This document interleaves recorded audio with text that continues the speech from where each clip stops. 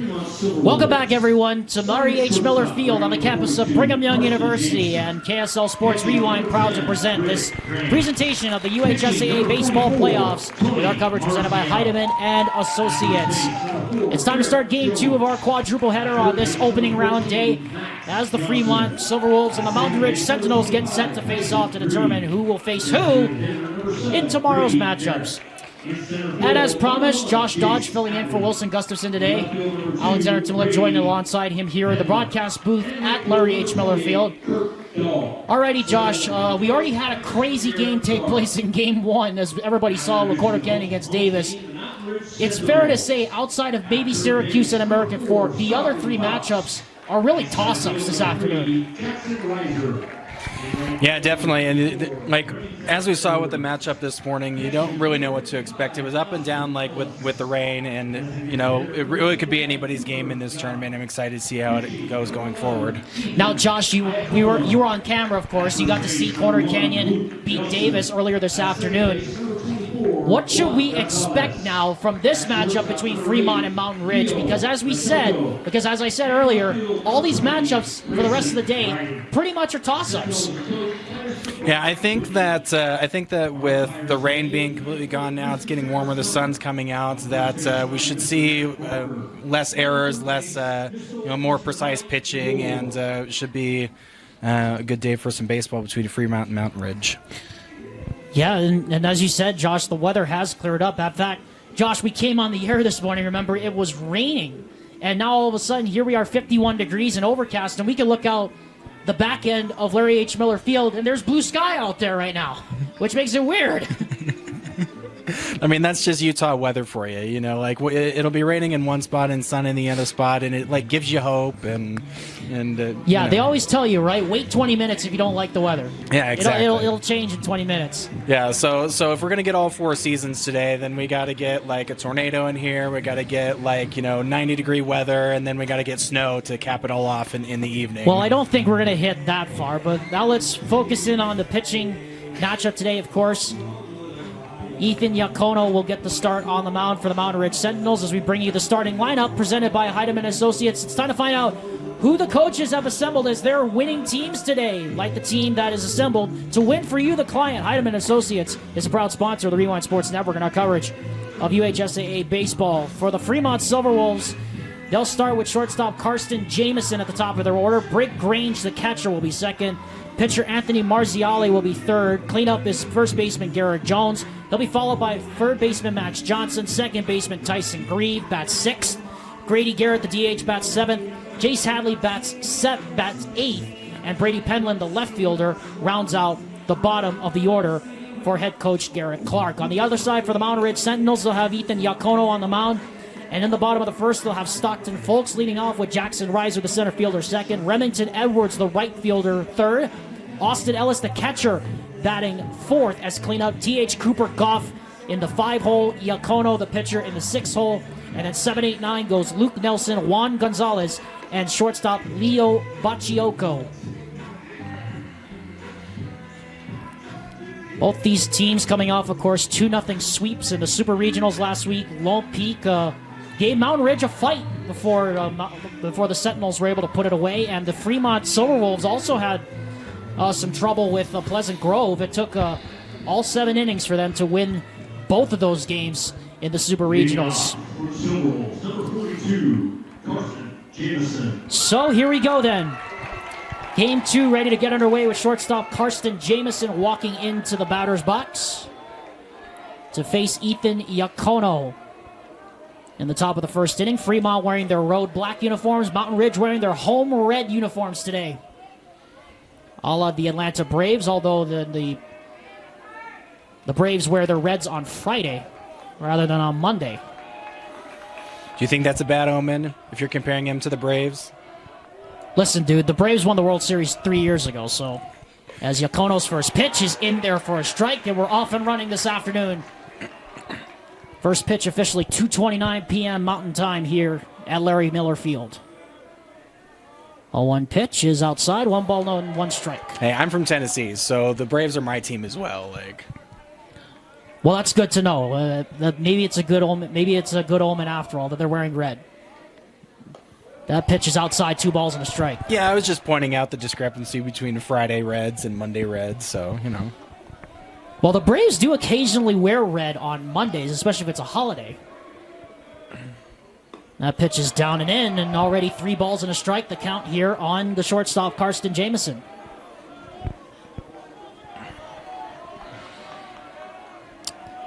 Three-one offering on the way from Ethan Yacono, and that is lifted in the air to left and just foul down just the out line. of his reach.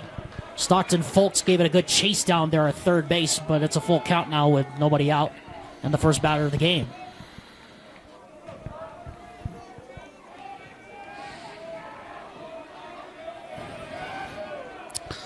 Full count, 3 balls and 2 strikes on the shortstop, Karsten Jamison. Yacono kicks and deals.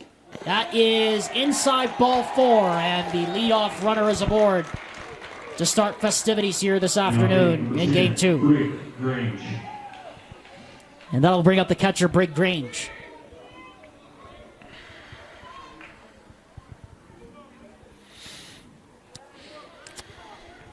Runner on first, nobody out, top of the first. Yacono's first pitch is high and inside, 1 ball, no strikes.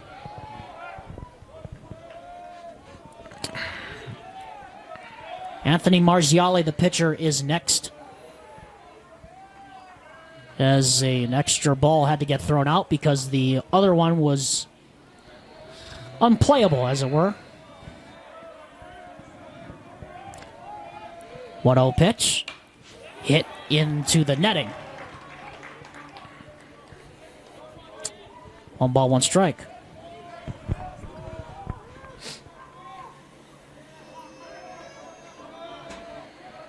Runner on first is Karsten Jamison. Nobody out, top of the first. Here's the pitch. This one is ripped foul to the left side as Grange was way out in front of that one. And it hit the fence before it goes on to University Parkway. Thank goodness for that. We've had several balls in some of the games that BYU has played reach out of bounds of Miller Field as the 1-2 pitch is brought down and it's high. 2 balls and 2 strikes. Alex, do you think we're going to see any home runs in this game? I don't even know if we're going to see home run. Well, I don't know. Well, it certainly is rare, but I hope we'll see one at least. This one is tip foul back to the screen. One thing that But the other thing is, too, you got to understand, like, we're playing in a college-level ballpark here, Josh. I mean, straightaway center's 402, even with the altitude. That's quite a carry. Yeah, definitely. You know, it's going to be bigger than your high school fields. But one thing that I wanted to point it out, discrepancy between these two teams, is Fremont on the season has, as Jamison hits ball into left field and makes it to first base. As I was saying, there's a stat discrepancy between these two teams. Fremont only having 7 home runs on the season and Mountain Ridge having 26. So, you know, what kind of batting are we going to see from these two teams today? Right, because as you pointed out, the power discrepancy is pretty obvious. I mean, but that kind of tells you that Fremont kind of hits more small ball, but Mountain Ridge goes for the power ball move, you have to say. So it will be interesting to see which approach wins out in the end. As this one is hit in the air to left on the first offering, sending the left fielder back, and that ball is caught. What a catch! Over the shoulder. That time by the left fielder, Grayson Riding. And so there's one gone here with runners on first and second. As Josh was talking, as we said, Brig Grange hitting that liner into left past the hole at short and third for the first base hit of the ball game, the single. Oh, did I say Jamison? I meant Grange. Excuse me. Yes, Jamison is out there standing on second base, Josh. But it's still early. It's still early. We're getting our legs under us here. Definitely. I can see everything now. Yes, we can, as this one is hit over the tarp and onto the roof. So that means it's time for an Any Hour Services random roof ringer for the first time. We're going to get to that after this pitch here by Yacono. 1-0-1 count with one out here in the top of the first. This one is again hit in the air and hit short of the roof, but it hits into the seats right in front of us. All right, Alex, so we know that hot dogs are the most popular ballpark food item. Guess how many hot dogs were consumed in the 2014 MLB season? Oh, that's going to be a tough one to come up with. As Yacono has a couple of looks back at second. Now the 0-2 pitch is hit on the ground to second and through. That's a base hit. That'll send Jamison at least to third. They will hold him there. And on an 0-2 count, the single will load the bags full of Wolves with only one out with 2 hits. And so I'll take a stab at that one, as we are already going to have a mound visit here from head coach Brock Whitney. I'll give you a hint on the hot dogs. It's enough to stretch across the United States from Dodger Stadium in LA to Wrigley Field in Chicago. Oh boy, no! Now you're really digging here, as we're having a mound visit here with the bases loaded and 1 out. Dang, man! I mean, that's got to be in the realm of the millions, of tens of millions of hot dogs. Yeah, you're in the ballpark, pun intended. Well, is it? I'm gonna say it's about 12 million. Well, you're about 10 million off. It's 21,357,316 hot dogs. Jeez Louise. I mean, 21 million hot dogs? I mean, that's ridiculous. 21 million hot dogs. Can you imagine how many cougar tails that would be stretching around the earth at this point? Well, and cougar tails are longer than hot dogs. That's true, yeah. So if you had the same number of cougar tails, then you could probably stretch to London at that point. Yeah, you could probably go to London and back with that, as we bring up. I mean, 21 million hot dogs isn't out of the realm of possibility when you're considering the 999 challenge. Yes, exactly. that you and Ty alluded to. Yes, exactly. As Max Johnson, now the third baseman, comes up. The 5th man in the order, following the single by Garrett Jones. First pitch on the way from Yacono is lined to the right, foul. Look out. Clears everything. Into Helaman Halls. Yep, and that is going into Helaman Halls' parking lot over there. Somebody's insurance just went up. And a couple of fans over there had to duck. 0-1 pitch is down and away, ball 1. Wasn't going to chase that one. Yeah, learned his lesson from the last one. Didn't chase that one. 1 ball, 1 strike, 1 out with the bags full of Silverwolves. And here comes the pitch. That is on the corner and away. 2 balls and a strike. All right, bases loaded. Are we going to see our first score of the game here? Here's the 2-1. That one is on the corner. Nice pitch, strike 2. Froze Max Johnson on the inside half. 2-2 now, with the bags full of black shirts. Yacono kicks, steals. Just a little bit high. 3 balls and 2 strikes. Had to snatch it down a couple of inches.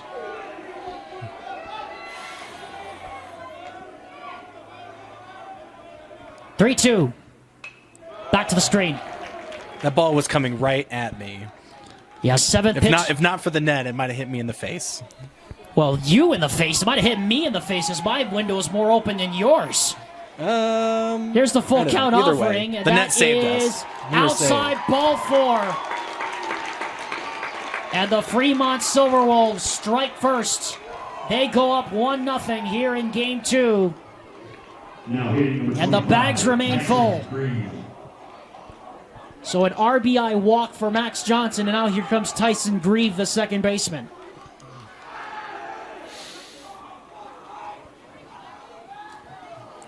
First pitch coming from Yacono. Down low, 1 ball, no strikes.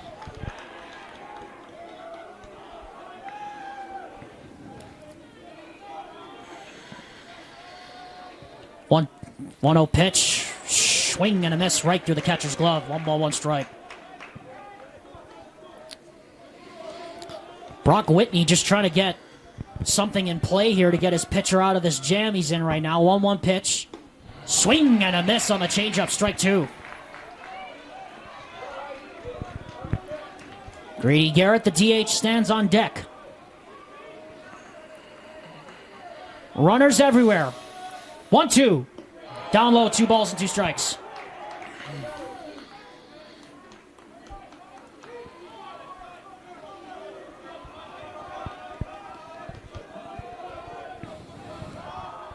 From the belt, kicks and deals. He struck him out. Baited him. Got him. And that's a biggie. That makes it 2 gone now with the bases still loaded. And Josh, that was huge. Yeah, definitely. When you've got a count like that where you're trying to make him chase and you finally get him, it's got to feel good as a pitcher to get that strikeout when the bases are loaded like this. So here comes Grady Garrett, the DH, trying to cause some more damage with 2 outs. First pitch. Hit up the middle. That's going to get through. 1 run is in. Here comes Marziali. He will score without a throw. That's Jones, excuse me. And it is 3-0 in favor of Fremont. A 2-run single for Grady Garrett.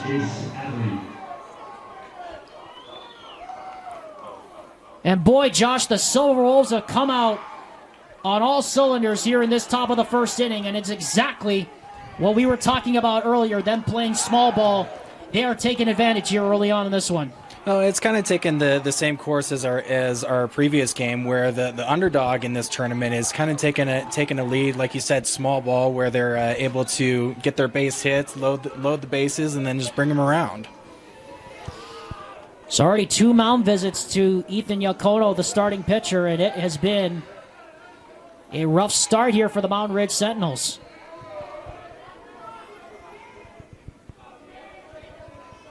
First pitch coming is high and inside to Jace Hadley, the center fielder, and now here comes catcher Austin Ellis out to the mound. Just calm his nerves. You got this, man. Easier said than done right now. Yeah, I mean, I wouldn't want to be on that mound. Yeah, especially with 2 runners on and already 3 home. Runner on second, runner on first. 3 runs already home in this inning. Here comes the pitch. This one is at the knees for a strike. Good crisp fastball there from Ethan Yakono. See, that's just what he needed. A little pat from his catcher. Yeah, probably let a little extra steam out on that pitch as well. Here comes the 1-1 with a look back at second.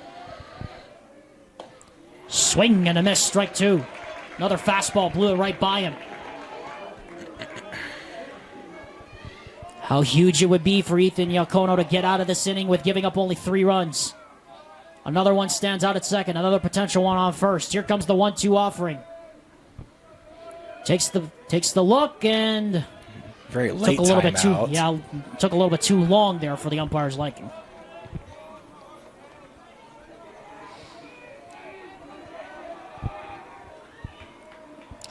So let's try it again. 1-2. Got him. Oh, tip. Yep, a tip right into the glove. Oh, yeah, and that'll be out. And that'll be the final out of the inning. And finally, the Silverwolves the Sentinels get out of the jam. But the Silverwolves score 3 on 3 base hits. They lead 2, and they have an early 3-0 lead with the Sentinels coming to bat on the rewind. Yeah. Welcome back, everyone. Bottom of the first inning, and the Mountain Ridge Sentinels already facing a bit of a hill to climb here in the first inning. They are trailing 3-0 on the strength of a 2-run single by Grady Garrett, or rather by second baseman Tyson Grieve, and then an RBI walk drawn by Max Johnson, and it makes it 3-0 in favor of the Silverwolves. Alexander Timolip alongside a broadcast partner, Josh Dodge, filling in for Wilson Gustafson today. Wow, Josh, we were just talking about it. The difference between the power ball and the small ball. Clearly, Fremont is showing you why they are the masters at small ball in Region 1 this season. Yeah, definitely. And are they going to be able to hold the power of Mountain Ridge in check as they hold on to this lead at the bottom of the first?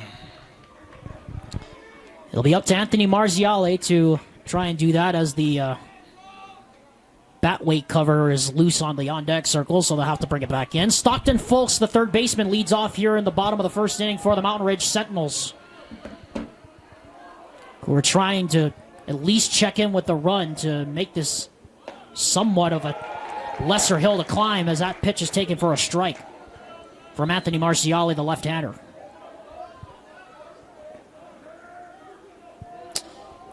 Marziale was the only one that did not register a hit in the first inning, along with a couple of his other mates as this one is grounded toward the hole, and it gets through for a base hit. Folks will make the aggressive turn at first. He'll come back in, and the first base hit of the game belongs to the Mountain Ridge Sentinels. Or rather, the first hit. The first hit of the Sentinels' day, I should say. For Stockton Folks, and now here comes the center fielder, Jackson Reiser. With a runner already on first. Just underway here in the bottom of the first. That one is down low and away. 1 ball, no strikes.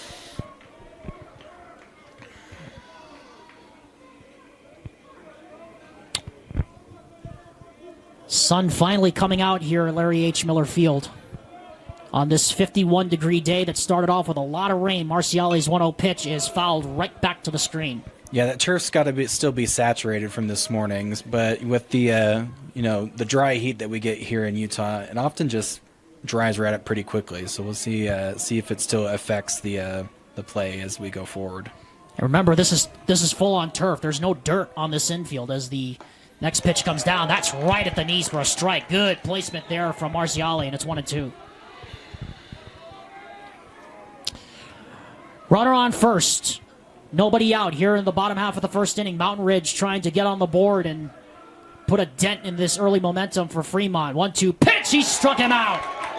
Right in on the hands. And there's one gone here in the bottom of the first. First K of the day for the lefty Anthony Marciali. And that'll bring up the right fielder Remington Edwards.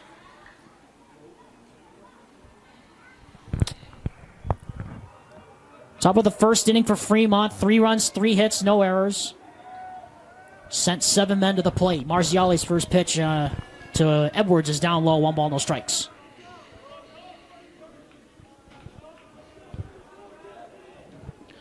The runner on first is Folks following his leadoff single.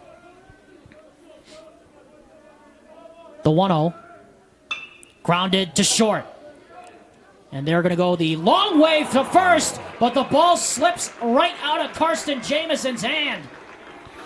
Well, right on cue, Josh, you talked about how the wetness of the turf might affect the players. There's example A. Yeah, and he might not have been expecting it because the sun is out, just forgetting that there's still moisture on that turf, and with that ground ball going into his glove, it just slipped out of his hand as he tried to get the throw at it first, but never left the spot that he was throwing from. Kind of just fell down behind him. Well, that's got to be the worst feeling as an infielder to have that happen to you. Credit that as an E6 on Karsten Jamison. Oh, we got a stray ball on the field. And then the ball goes toward the backstop too. And then the pass ball went back towards the backstop, and I think the home plate umpire is making the right call here to send the runners back to first and second because there was a ball that came out. You called it, Josh. But Brock Whitney's arguing his case right now that the pitch was already thrown before the ball came out, but it doesn't matter. It was pretty simultaneous. As the pitch was coming down, the stray ball was crossing the third base line. So it's up to the umpire here.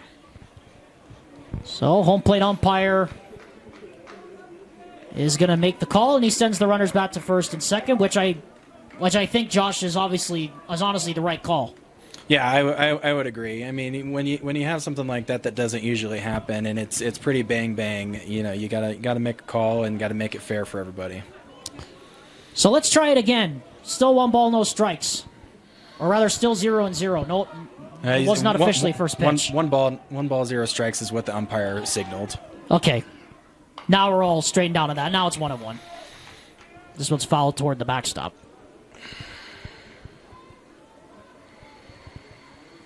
I could never be an umpire in this kind of a sport. I ref high school soccer, and that's got to be more stressful than this. I mean, I don't know. I mean, you do have to do running rather than just standing behind a plate, and that's nothing against these umpires here. But having to make split-second decisions that are going to impact the game, that is as competitive as this. Boy, wow, what a play over at third. Brink Grange guns down the runner at third. Caught stealing. What a great time and a call for the pitch out. And now Brock Whitney once again is going to walk over to the third base umpire. He thought he was safe. But I thought that was pretty clear from up here, Josh, that the runner was gone. That's the call that I saw, and the third base coach tells his player to stay there because he's pretty confident that he's going to be able to make this case for him to stay there. I don't know. Brock Whitney's walking back, so. Yeah, there's the slow walk back to the dugout. And Whitney's still jawing at the third base umpire. He better be careful. The last thing you want to do is get ejected. Because then you have to serve a suspension for the next game, and then you have to take a course. So Yeah, that's not... I mean, you don't want to do that here in this situation, especially with 2 balls and a strike and 2 out now, as that pitch is a little bit high and away, 3 balls and a strike. Oh, and it's really early. You know, we're just at the bottom of the first inning. It's their first at bat. You'd be gone for 2 whole games essentially. If you eject it here, have to sit out the next one. So it's really not worth it at this point. That one is foul tipped off the catcher, then off the umpire. But yeah, in our first game today, well, all of the drama included, pitching changes, yeah, and such like that. But if we already fireworks here as well between the coaches. Right, exactly. 3 balls, 2 strikes, 2 out for Marziali, trying to hold him off. Payoff on the way. That's inside ball 4, and once again there are runners on first and second with 2 out. Now number 29, Cooper Goff. So now here comes Cooper Goff up to the plate, the designated hitter, as we have a pinch runner now going out to first. Replacing the catcher, Austin Ellis. Running for the Sentinels, number 10, Cannon Honeycutt. It is Cannon Honeycutt, who is over at first base, as announced by public address announcer Paul Binns. Shout out to him. And, of course, Curtis Pettingill, who's responsible for giving us the lineups today. 2 out here, bottom of the first. Runner in scoring position once again, and the first pitch is on the corner for strike 1.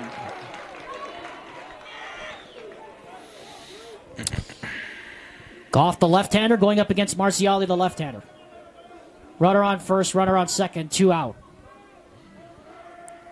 And the pitch is tipped foul to the backstop, and it's 2 strikes. A hit and an error in this inning for the Mountain Ridge Sentinels. Leadoff single by Stockton Folks, but he was thrown out at third trying to steal. And then an error on Karsten Jamison. 0-2 pitch. Just got enough of that one to foul it to the backstop.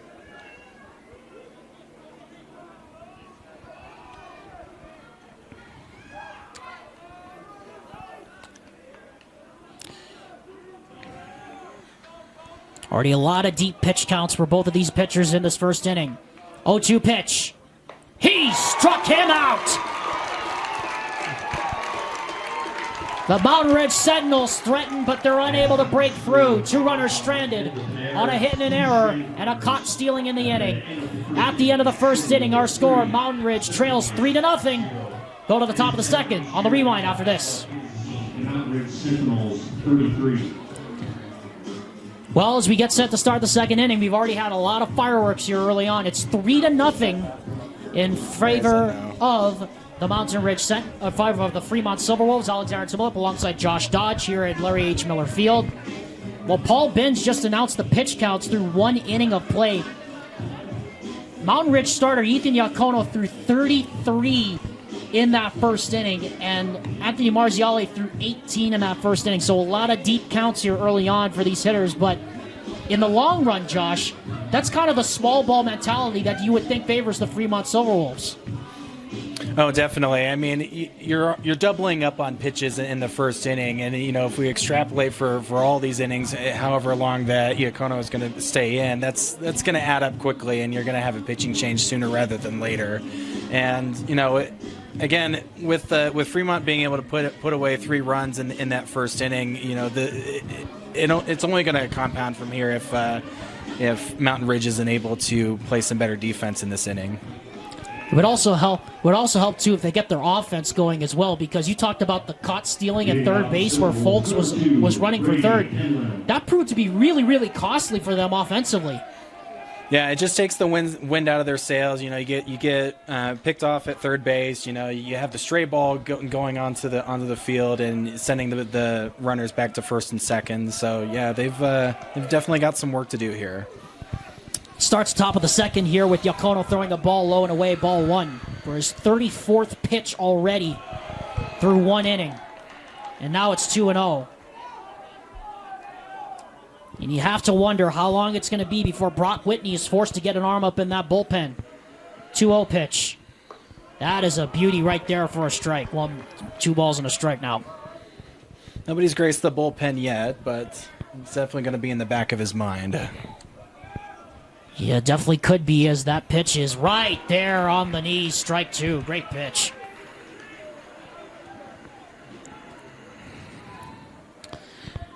The 2-2 offering on the way.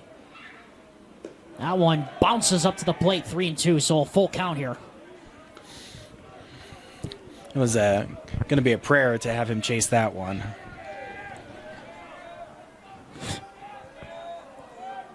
Three-two pitch. Hit in the air to right.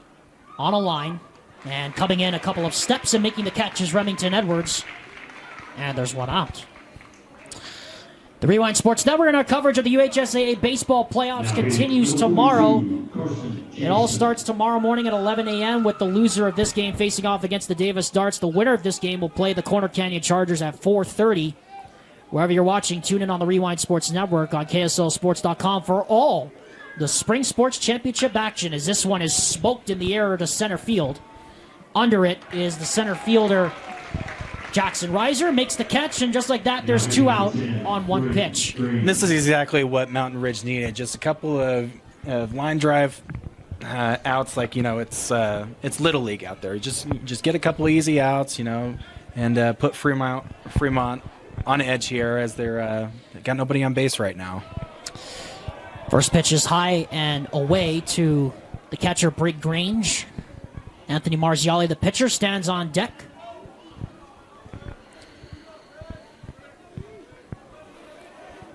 One-0 pitch on the way to Grange. That one is hit in the air again to center. Tough run here for Reiser, but he comes in, makes the catch on the run, and that ends the inning.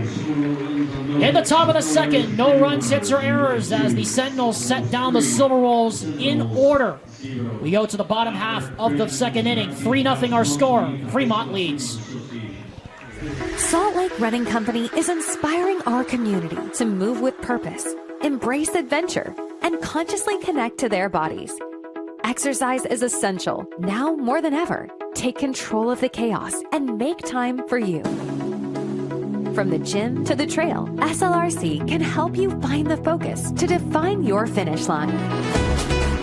Visit any of our locations along the Wasatch Front or shop online at slrc.com. Well, a beautiful look there at a now cloudless and green Y Mountain up there here at BYU on the campus, just south of the Marriott Center. Alexander Timmel alongside Josh Dodge. Game 2 of our quadruple header in this opening round of the 2024 UHSAA 6A baseball tournament. And Josh, you and I were talking about how many pitches that starter Ethan Yacono threw that last inning. No matter how many pitches he threw, you have to say that's a great job by him to get a clean inning, because that's exactly what Mountain Ridge needed. Oh, definitely, and to be able to get out of there quickly and cut down on that pitch count, from 33 down to 8, with his total being in the 40s now, he's got to feel good about getting another one under his belt and not giving up 3 more runs. And it comes with the territory as well. You want to check in with the run. I mean, Mountain Ridge had an opportunity in that first inning, and it went by the by. You'd have to think this is a great opportunity for them to check in with a run here in the second. Yeah, they definitely have to capitalize, or else it's going to be a long day for them if they can't put a run in here in this inning. 0 for 1 RASP in the bottom of the first inning, as the first pitch from Marziale is down at the knees and low. 1 ball, no strikes to the pitcher, Ethan Yacono. 1-0 pitch. That one is lined foul to the right, and that goes into the parking lot of Helaman Halls.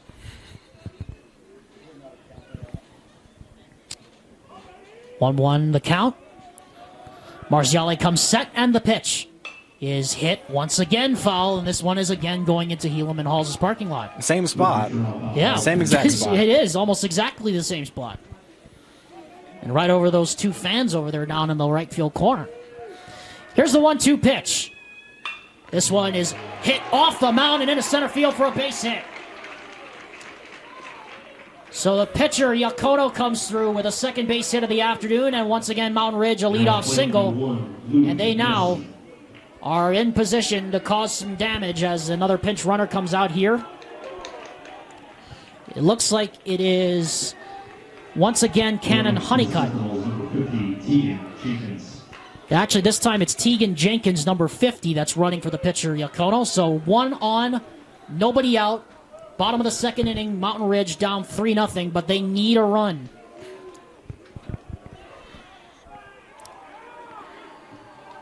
Marciale will step off the mound.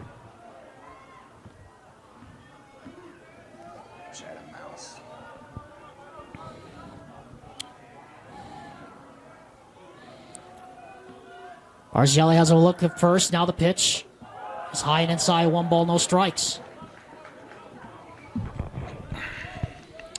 Well, the Sentinels put up a crooked number against Lone Peak in the second game of their series last week. They put 7 up in the 6th inning. As that pitch is high 2-0, Anderson Decker had 10 strikeouts in that game. Talk about a quality start.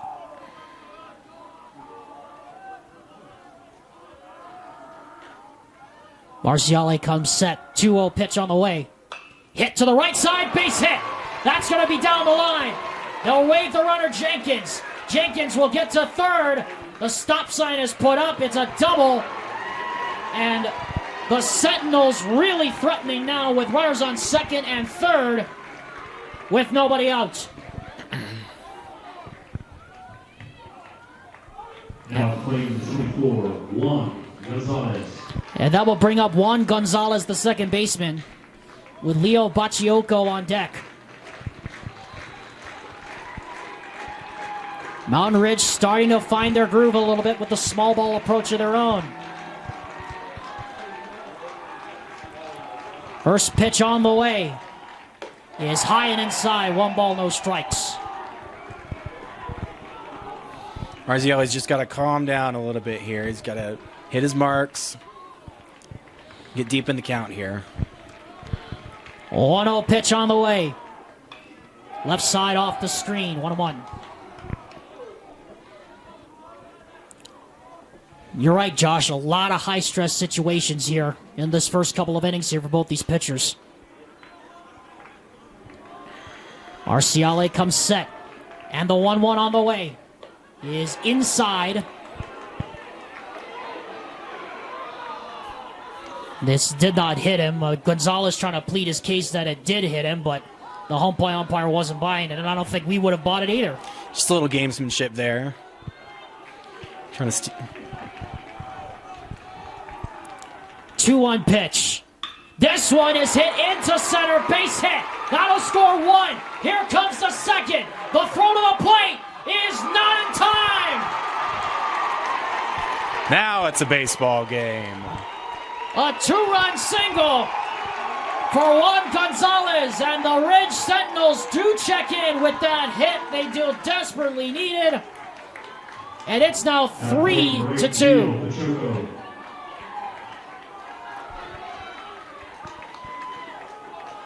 And here comes the shortstop, Leo Bachioco, now to the plate.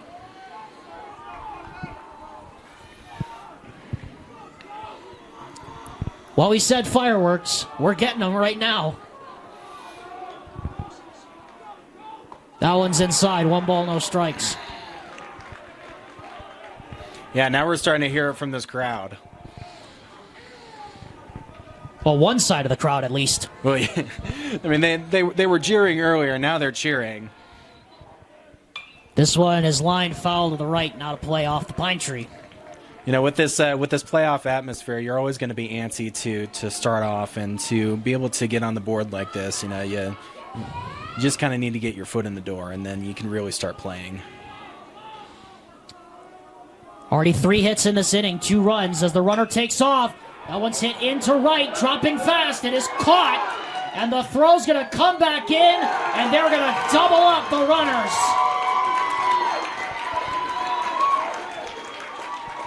Scored an F9-3 double play. And once again, Josh, we have to keep hammering on it. That could be costly in a game like this. Yeah, it's definitely an error by Gonzalez to not tag on the bag and wait for the fly out. So back to the top of the order, Stockton Folks. And that's on the corner for a strike. So Folks was picked off at third in the first inning. That took away a run opportunity. And now the F9-3 double play takes away another opportunity. I definitely think that Mountain Ridge has done what they needed to do in this inning, but they don't want to stop here. 2 runs on 3 base hits, no errors in this inning. Have scored for Mountain Ridge. Here comes the pitch. That one is a bouncer up to the plate, off the carpet, 2 balls and a strike. Folks led off with a single.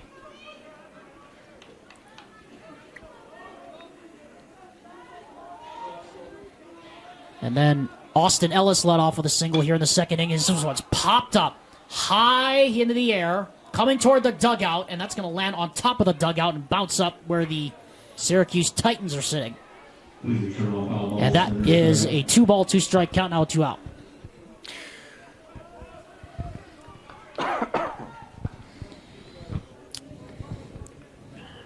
Two runs have already scored here in this inning, 3-2 in favor of Fremont.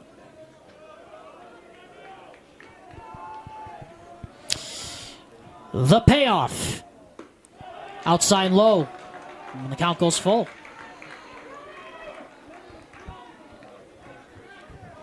Folks already singled to left field today on a hard hit ground ball that got through the hole. And here he takes a walk. So a 2-out walk for Stockton Folks, and that will bring up the center fielder Jackson Reiser.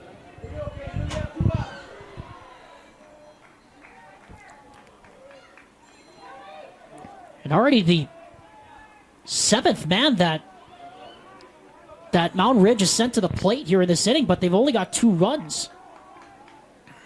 As this one is hit in the air to right and foul. Now it's going to head over into the Helaman Halls parking lot. Now, Reiser is one of Mountain Ridge's best hitters. He is leading the team in RBIs this season, and so it's definitely going to be crucial for them to stay in the inning here with him at the plate. Yeah, ball bounces up to the plate there. 1 ball, 1 strike. Already some opportunities gone by the wayside for Mountain Ridge. We keep harping on it.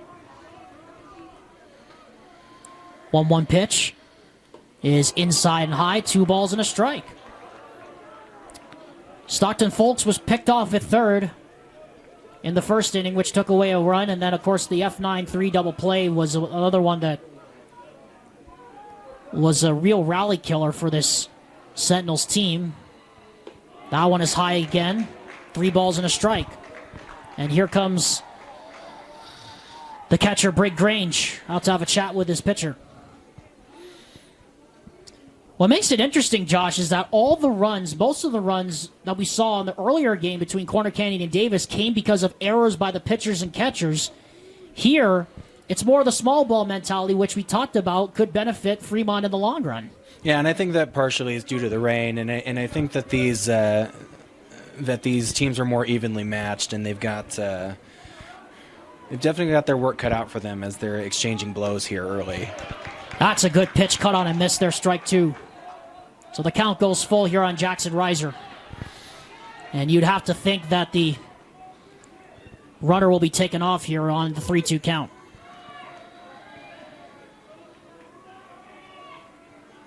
There goes the runner. And this is fisted weakly.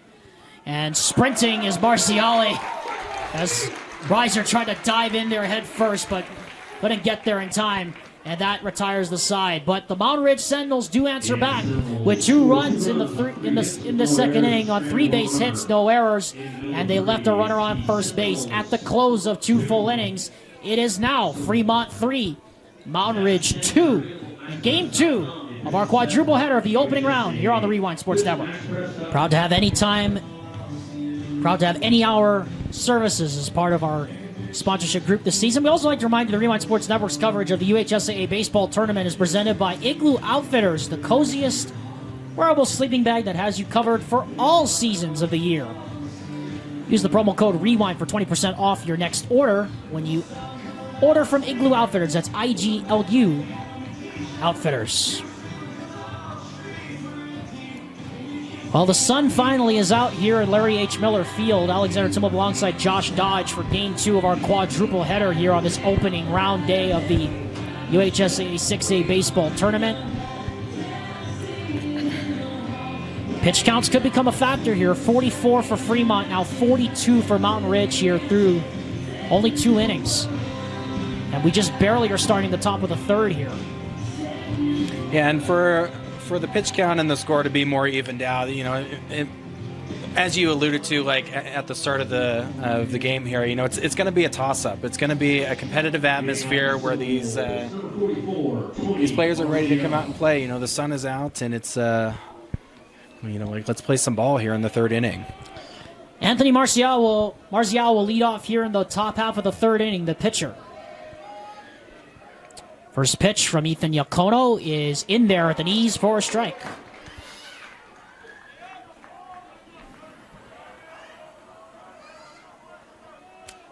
Oh, 1 pitch.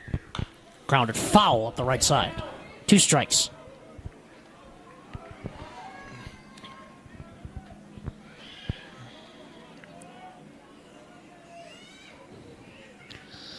Marcial steps out. Current conditions at Provo Airport now, and currently in Provo now 55 degrees with south-southeast wind at 8. It's still a little bit cloudy, but the sun is out, thank goodness. Yeah, it was going to be make for a dreary day if we just kept getting on and off rain drizzling on us the whole day. It was raining quite constantly throughout the first game. I mean, it was off and on for the better part of, the first 3 or 4 innings or so, and then it started getting biblical again in the 6th. Here comes the 0-2. Grounded foul once again up the right side. So that's 3 straight. It's just going to open up your hips a little bit more. No balls, 2 strikes, no out. 0-2 pitch is hit in the air to right. Looping down the line. That's a fair ball. Marcial with aggressive turn at first. He'll trot back in, but it's a leadoff single to begin the top half of the third inning. So the pitchers showing they can also rake a little bit. And Marziali's decision to stay at first really gives onus to how Fremont is approaching this game because, as you mentioned, seeing a couple costly decisions from Mountain Ridge, whereas Fremont is really calculated in how they want to get on base and make sure that they don't waste any opportunities. And we saw, right, in the first game, Josh, I mean, Corner Canyon was 4 for 10 with runners in scoring position. Davis was just 1 for 8. And Davis had some golden opportunities, and they couldn't cash in. And it looks like the same story's been playing out here the first 2+ innings as the pinch runner at first for Fremont. That's Luke Penland. His dive back in was in time. Here's the first pitch now to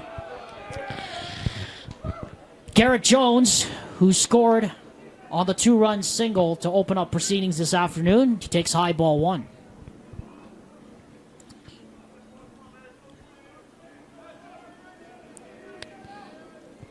Next pitch. That's high and inside, 2-0. Yeah, and I suppose that ratio of scoring position runners is, what kind of risk are you going to take? This is the state state tournament for 6A. Like it's the highest level of high school baseball that we've got. And, even though it's a double elimination tournament, like you don't want to go to the losers bracket. You want to win and you want to go on and you want to give yourself the best chance to have the best run at a state championship. Right, and you don't want to leave it right. And like you said, Josh, I mean, you don't want to leave it in the hands of those that are trying to play it out, as the 3-0 pitch is away, ball 4, and that's a 4-pitch walk. And here comes Max Johnson. 14, Max Johnson. And we can also tell, like, that's how aggressive these teams are playing it. I mean, it really does make a difference. So here comes Max Johnson, who drew the RBI walk to get the man in from third, and then Tyson Grieve came up with the big 2-run single. Runners on first and second. Yacono has a look back. Now the pitch. And he tried to lay a bunt down, but he went. And it's a strike.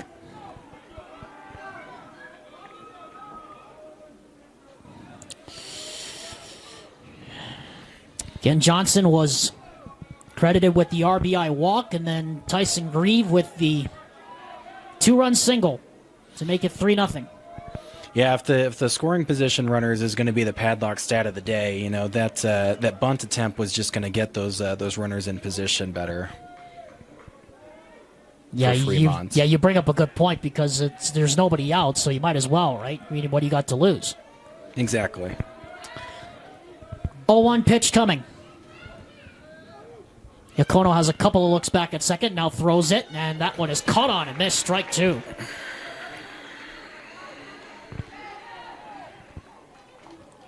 Well, you have to think Yacono gets a strikeout here. That would be a big help to his team, given he's already thrown over 50 pitches, and we not even played 2 1/3 innings yet. 0-2 pitch. Struck him out. And he does get the big strikeout right there, and there's one gone here in the bottom half, or the top half of the third. And that's going to continue Mountain Ridge's momentum in this game, as they were able to put 2 runs away in at the bottom of the second, and the strikeout's got to feel good for Yacono at this point. So up steps Tyson Grieve, who had the 2-run single to open up proceedings this afternoon. First pitch on the way, as Yacono has a couple of looks back, now throws it and bounces one up to the plate. Runners thought about going, but in the end, hold off.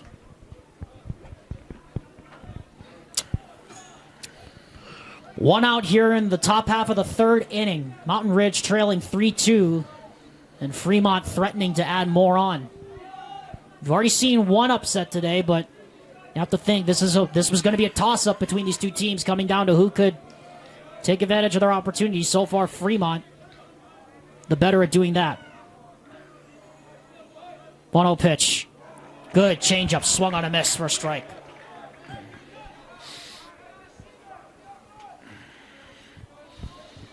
Tyson Grieve looked like he was a bit unsure about swinging at that. He was a little slow at the swing. 1-1 pitch. He was down low with that one, 2-1. He looked a little unsure of that one, too, where the bottom was going to fall out on that changeup. Yeah, he didn't go on that one, but yeah, I think the pitcher's definitely in his head now, Yacono is. 2-1 pitch.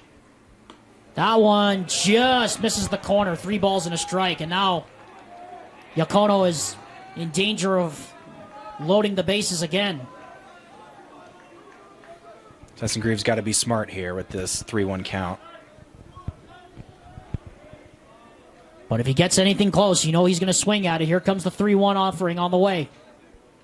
And that one is not even close. And the bases are once again full. And what? We still have only one out here in the inning. So here comes Grady Garrett, the DH. But if there's a silver lining to this, Josh, that Fremont, or rather Mountain Ridge has Fremont in a double play situation, though it's easier said than done. Yeah, definitely. On paper, you could be in a situation where you can pick somebody off or be able to get him at the plate, but you're also in danger of going down even more here. That one is chopped foul over to the dugout. 1 strike. Score update from UVU right now. Second game, top of the 6th inning. Salem Hills leads Box Elder 12-3.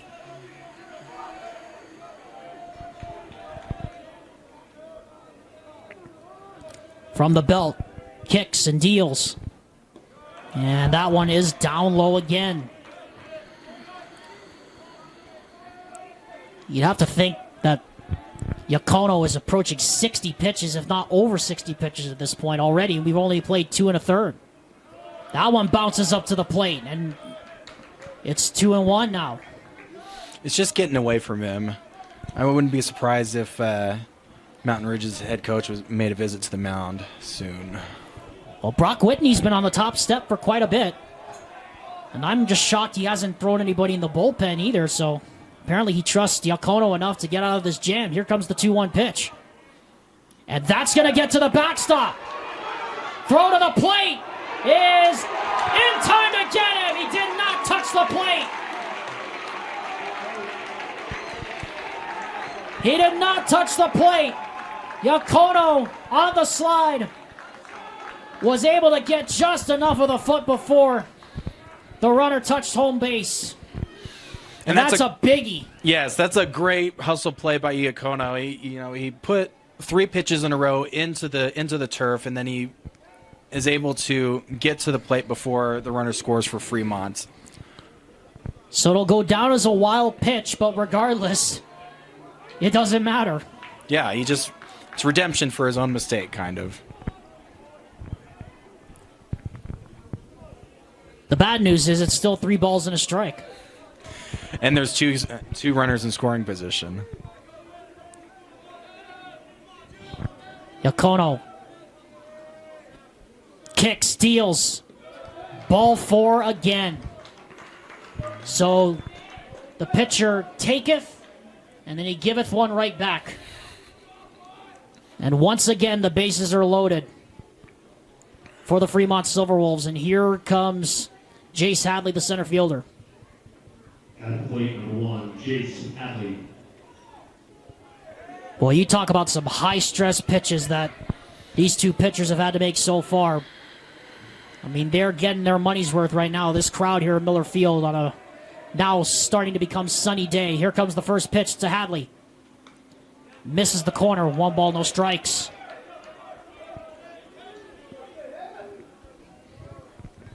Brady Penland, the left fielder, stands on deck. That one does not catch the corner. 2-0.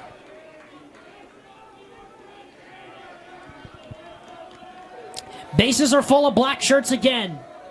2-0 pitch. Bounces up to the plate again. 3 balls and no strikes. Yeah, we really are starting to see that fatigue setting in now from that 33-pitch first inning, and Iacono is just really in his druthers right now. Need a strike. Gotta get a strike. 3-0 pitch on the way. Ball 4. 4-2 Fremont. He's pulling it. He's pulling it, and he's not getting it to the plate. And still no movement from Brock Whitney over there down the line at third.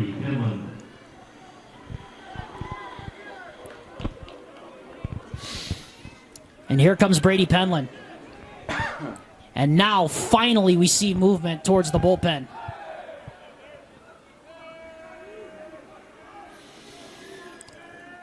First pitch on the way, and again, it bounces in the dirt and wide. That's the 3rd or 4th pitch we've seen do that. And now here comes the pitching coach out to the mound, not surprising. And I think, Josh, more than anything, this is to get a little extra time for the reliever to get warm.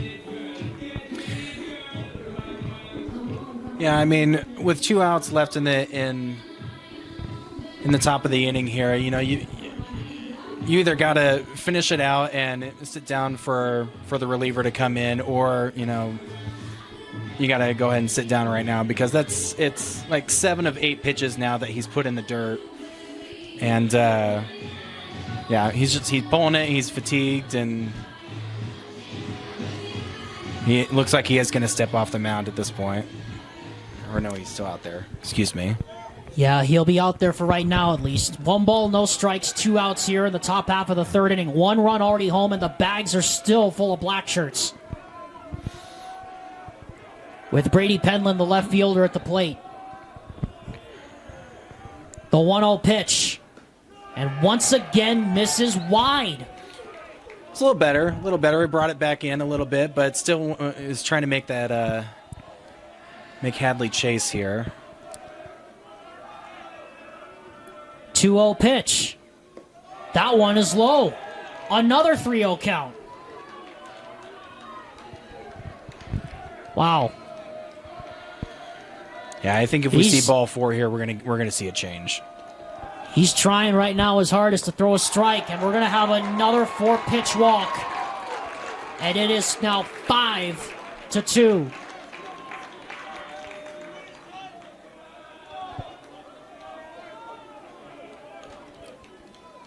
Lefty up in the bullpen now for the Mountain Ridge Sentinels. At plate number 42, Karsten Jameson. As Karsten Jameson now will come up to the plate for his 3rd at-bat in 3 innings. As that one bounces up to the plate. Ball 1. And now here comes Brock Whitney. And, boy, this is, I mean, Josh, this is, that's tough because there goes Yacono, and that's the end of his day. Yeah, I mean, tough one.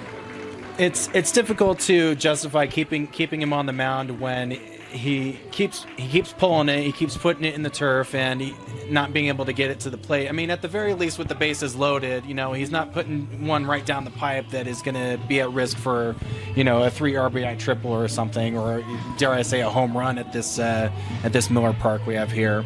But yeah, it's a strategic change. It's a smart change, and we're going to see the lefty up here for Mountain Ridge take over. New pitcher on the mound. We'll tell you who it is when we come back.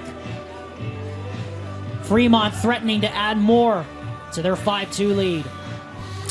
Well, McKay Callahan is now in for the Mountain Ridge Sentinels. Ethan Yacono, Joe's just 2 2/3 innings. He gives up 5 runs on 4 hits. And Alexander Timop alongside Josh Dodge here at Miller Park here at BYU, and it's tough. It's tough to see that happen in a game like this, Josh, where everything's on the line, and your heart goes out to Ethan Yacono. He really did all he could to keep his control and command where it was, but it's tough to do when you're trying to avoid contact. Yeah, he dug deep there, and he was trying to bring it back over the plate, but he just wasn't able to get it all the way there. And it's difficult to know exactly what's going on in a pitcher's head. If that first inning really fatigued him too much, or if he's got a case of the yips. Not speculating, of course, but you just don't know what's going on in his head, and unfortunately, it's be relieved at this point. So Karsten Jameson comes in. He's already up 1-0 in the count. We also have 2 more in the bullpen warming up for Mountain Ridge as this one goes downstairs. 2 balls and no strikes.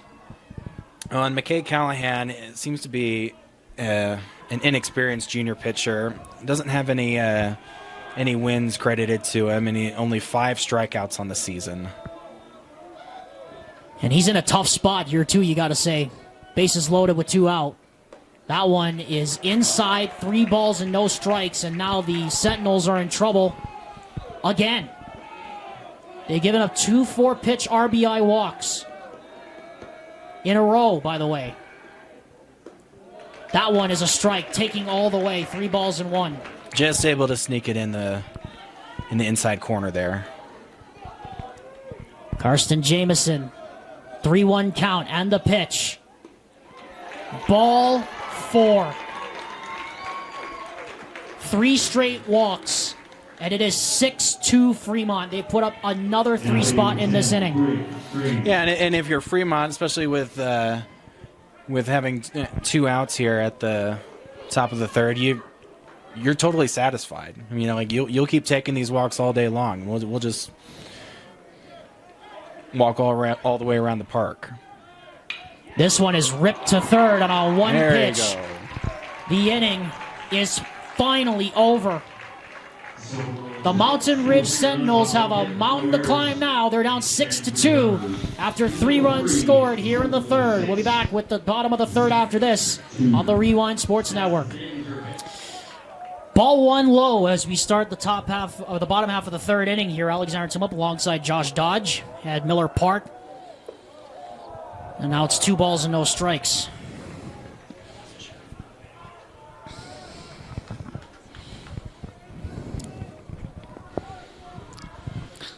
Two balls and no strikes. Here's the pitch. And that's outside and high. 3 balls and no strikes. Already the count. And here comes Brig Grange out to the mound again to talk with his pitcher. We've seen a lot of this through the first couple of innings here, Josh. Yeah, like we said, it's a highly competitive atmosphere, and both of these teams have exchanged a couple of blows early in this game. And Marziali's still chasing his 50th strikeout of the season, and definitely doesn't want to be taken off the mound here. That one is a high strike. 3 balls and 1 now on the right fielder, Remington Edwards. Austin Ellis next to bat cleanup, and then Cooper Goff, the DH, will bat 5th in this inning. 6-2 Fremont, the 6 seed over the 3 seed here. That one is definitely high, and that's ball 4. And so a leadoff walk here for the Mountain Ridge Sentinels. And that will bring up the catcher, Austin Ellis, here to bat. And we see some action in the bullpen for Fremont as well. Yes, we do. We have a lefty up in the bullpen. Good catch, Josh. Lefty up in the bullpen here for the Fremont Silverwolves. We got 2 righties up in the bullpen for the Mountain Ridge Sentinels, as this is ripped foul up the third base line. Past Brock Whitney over there at third base, the head coach. Austin Ellis walked.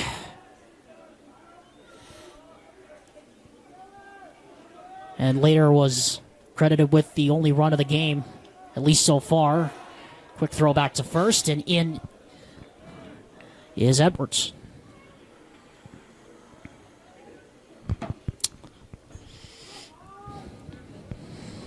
Six to 2 Fremont here in the bottom half of the third. Here's the pitch. This one is hit high in the air, down the line and right, coming towards the bullpen, and that is not going to be caught by anybody out there. It goes into the temporary bleachers. And it is now 2 strikes on the catcher, Austin Ellis. Fremont put up a 3-spot in the first and the third inning. Mountain Ridge checked in with a 2-spot in the bottom of the second inning, but could have had more if it wasn't for some timely base running errors. As this one is tapped foul up the right side off the end of the bat. Yeah, there just seems to be an atmosphere and a sense of just antsiness and nerves from Mountain Ridge. They're making a couple of mistakes. You know, Iacono putting the ball on the turf multiple times before being taken off the mound, and luckily they were able to get a line drive out to third base at the end of that inning there. But they definitely need to. Well, that's a wild pitch and a half, as that curveball went way over the head of the catcher into the backstop. That's going to allow the runner to get to second. So that is a WP charged to Anthony Marcial. That's been the story so far. We've seen a lot of we've just seen a lot of untimely things happen.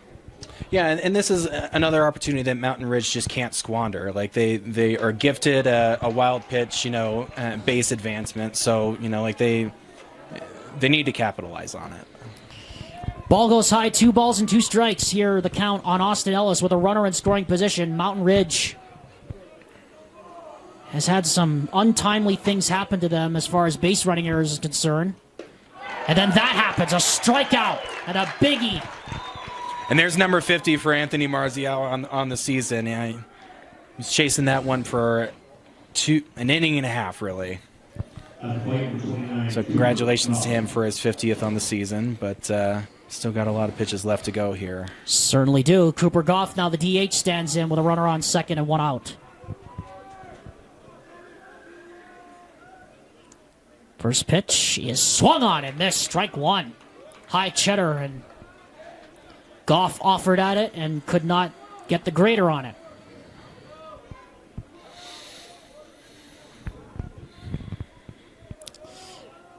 Marcial takes a look back at second, and the 0-1 is hit high in the air. Good luck trying to see this one.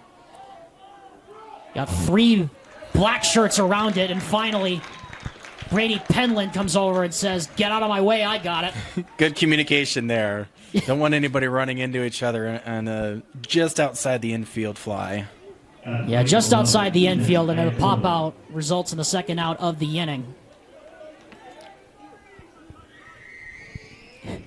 We've seen that a couple of times this year, especially when it's into the sun like this in the afternoon, where it's just a bear to look up and you can't even see where the bloody ball is. Well, it would have been easier this morning with the cloud cover, but yeah, exactly. That's what I'm saying. But pick your poison. Do you want the ball to be wet, or do you want to be looking into the sun? If I had my choice, I'd rather have my eyes in the sun, because at least I know I have protection. I don't know.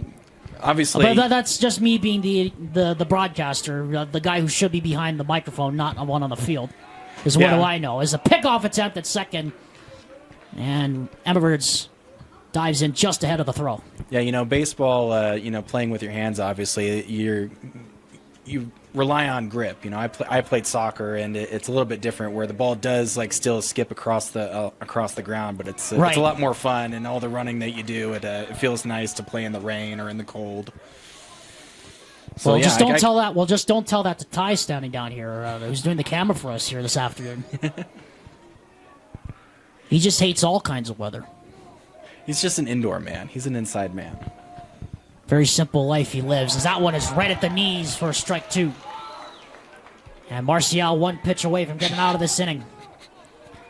As Mountain Ridge just remains hitless with runners in scoring position. 0 for 2 now with runners in scoring position. They've actually had 4 opportunities. Runner goes for third, and this one is smoked back to the screen. And now he's got to trot back to second. It's a lonely trot there for Remington Edwards, I'm sure. Definitely. So still seeing that kind of that risk factor, trying to steal, and then trying to get back in this game, That one is lined to second, and a great catch jumping up to get it is Tyson Grieve, and that will retire the side in the bottom of the third inning. No runs, one base runner left. And we'll head now to the top half of the fourth inning with the score remaining 6-2 in favor of Fremont on the Rewind Sports Network. Sentinels 5. Welcome back to the Rewind Sports Network and our coverage of UHSAA baseball. Our coverage today is presented, of course, by the good folks at Igloo Outfitters. Get 20% off your next order with Igloo Outfitters when you use the promo code REWIND when you order from them online at igluoutfitters.com. We're also presented by Heidemann and Associates.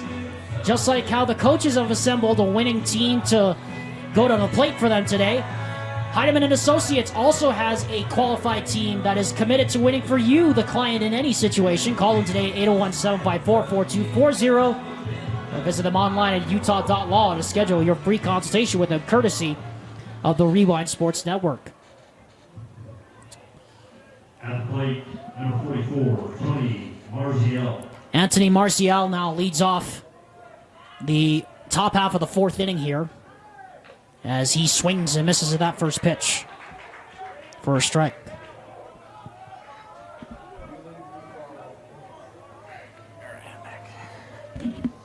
A one pitch is lined down the right field line. That's a fair ball. Marcial will make the turn for second.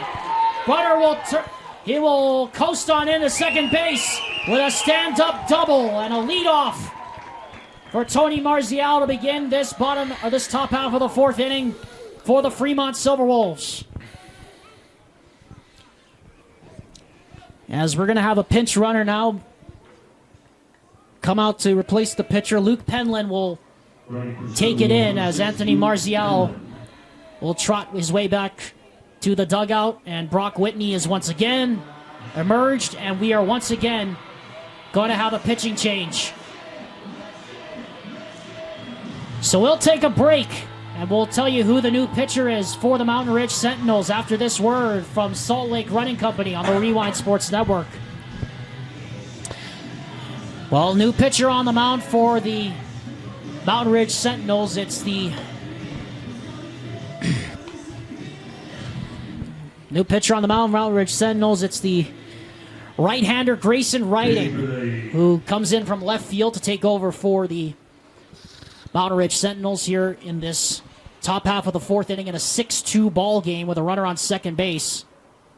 I want to remind you, of course, of the game going on at UVU in the top of the seventh inning. Box Elder trails Salem Hills 12-4, but they have runners on second and third with one gone. And we'd like to remind you that the Rewind Sports Network and our coverage of the 6A baseball tournament continues tomorrow. The winner of this game faces off against Corner Canyon at 4:30.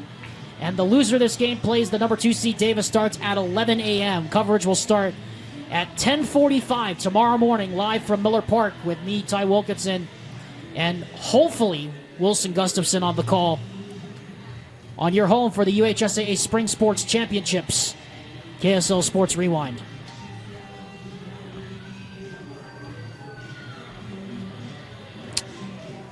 So Grayson Writing comes in from left field, and he will take over now to face the cleanup hitter Garrett Jones here for the Fremont Silverwolves.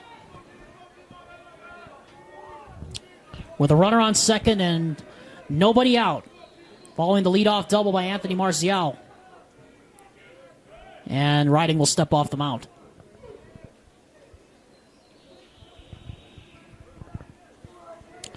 Wind coming in from right field, blowing from our right to our left now here at Miller Field. Here comes the pitch. This one is popped up high into the air. And that is going to land in the American Fork Cavemen over there, and Jared Ingersoll's crew has a laugh as whoever tried to get that pop-up booted it. You should get credit for participating in this game and the next one. Jared Ingersoll having a laugh there with his mates over there. The 20th year head coach about to embark on another trip in the UHSAA baseball tournament against the Syracuse Titans coming up after this game. 0-1 offering on the way. That is on the outside half of the plate for a strike.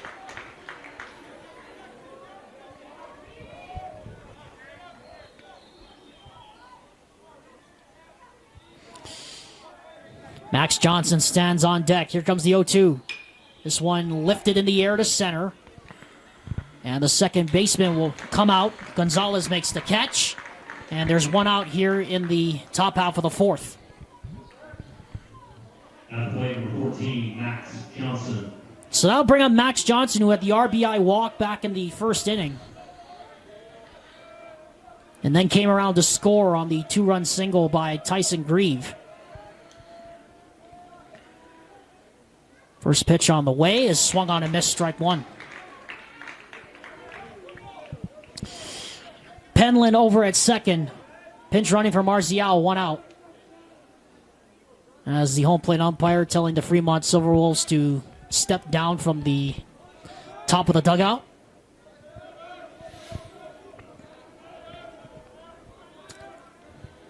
Oh, 1 pitch. This one is hit back to the screen, foul, 2 strikes.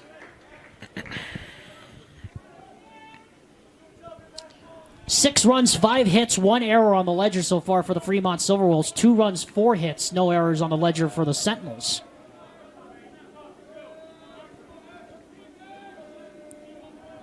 Oh, 2 pitch. And that is jammed off the hands and fouled to the screen. Still 2 strikes.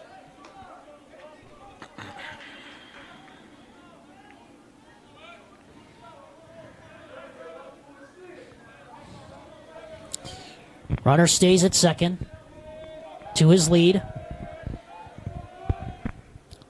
And the pitch. And that's outside and low. 1 ball, 2 strikes. It's a very familiar pitch that we've seen so far from these Mountain Ridge pitchers so far. Yeah, remember Iacono put 7 of his last 8 pitches in the dirt, and most of them bounced, if not all of them bounced to the plate. Here's the 1-2. This one is hit into the gap towards left center field. That's going back. That is going to be caught. What a catch out there by Jackson Reiser. He will throw back in. The runner will not advance. Great stretch for it. How about that little stretch fetch right there from Jackson Reiser, as there's 2 out now on the F8. Yeah, Mountain Ridge just really needs to reel in this game and get out of the top of this inning here. They do not want to be giving any more runs to Fremont, as they've already given up 2-3 spots in these first 3 innings. And it was all sandwiched around, Josh, a 0 in the second, which makes it even more impressive, the fact that Fremont's been able to put up 2-3 spots and still contend with this offense of Mountain Ridge. Yeah, it just keeps going with the theme of the day, where things are very up and down. Iacono had an 8-9 pitch second inning, with just multiple line drive flyouts into the outfield, and then just wasn't able to keep it out of the dirt in the third inning. And we've talked about multiple times just the approach to the game that both of these teams have, where Mountain Ridge is a little bit antsy, taking a lot of risks, making a couple of mistakes, whereas Fremont has been very cool and calculated about staying on bases, not advancing too much or overextending themselves, and just taking the game as it comes to them.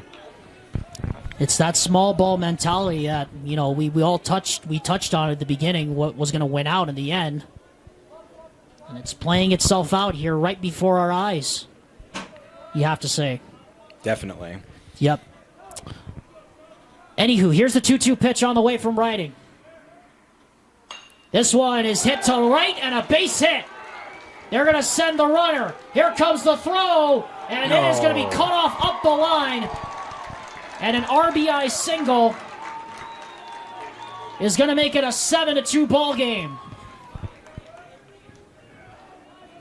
Yeah, first baseman Luke Nelson wasn't able to handle the cutoff there to make the pickoff at home plate, unfortunately.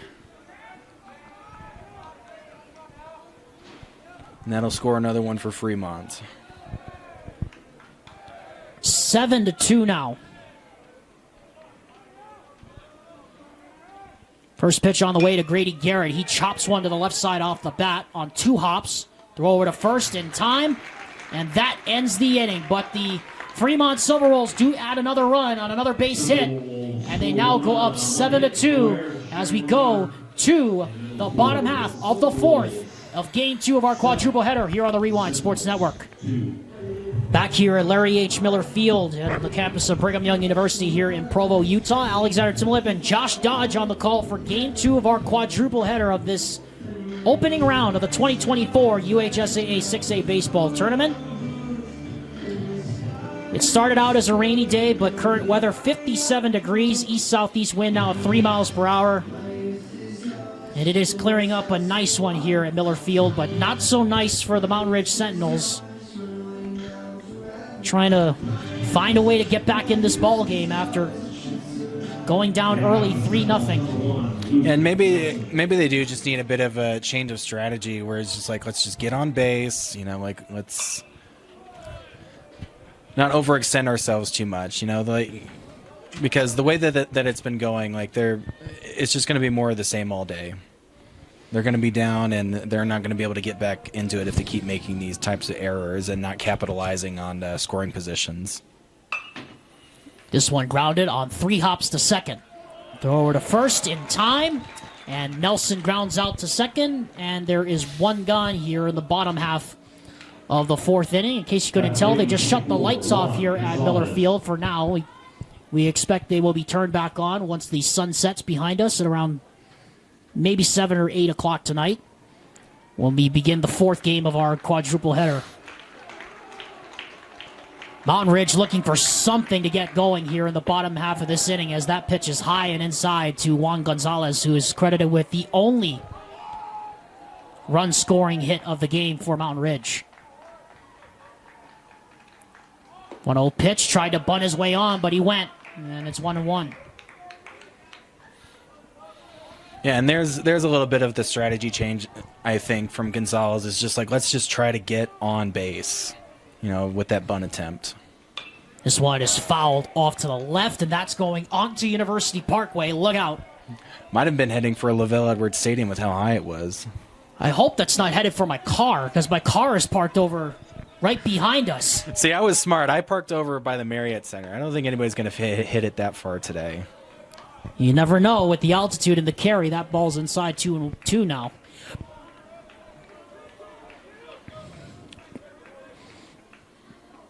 Two-two pitch. And that one is fouled right back to the screen.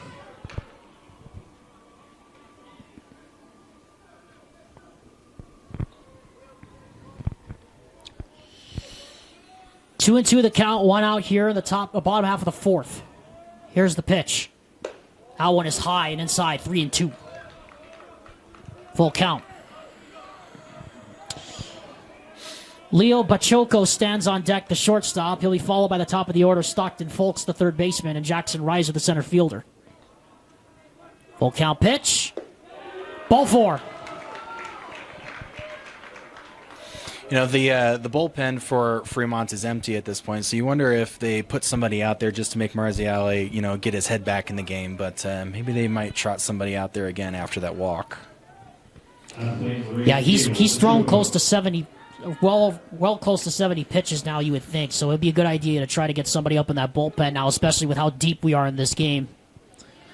Anyway, here's Leo Bachoco now, the shortstop, with a runner on first and one out. And the pitch. Hit to the right side and a base hit. That's going to go all the way down towards the wall. Runner turns for third. They're going to bring that runner to third. And meanwhile, Bachoco gets in there with a stand-up double. And the Sentinels threaten yet again. All right, now let's put a bookmark at this point in the game and then come back to this point. We've got two runners in scoring position for Mountain Ridge, and so are they going to be able to capitalize and bring both of these guys home to get back into this game? Because, when the sun came out in the second inning and it was a 3-2 game, it was let's play ball at that point. But Mountain Ridge finds themselves, down by 4 here in the fourth, and they've really got to get back in this, right? This one is hit in the air to right.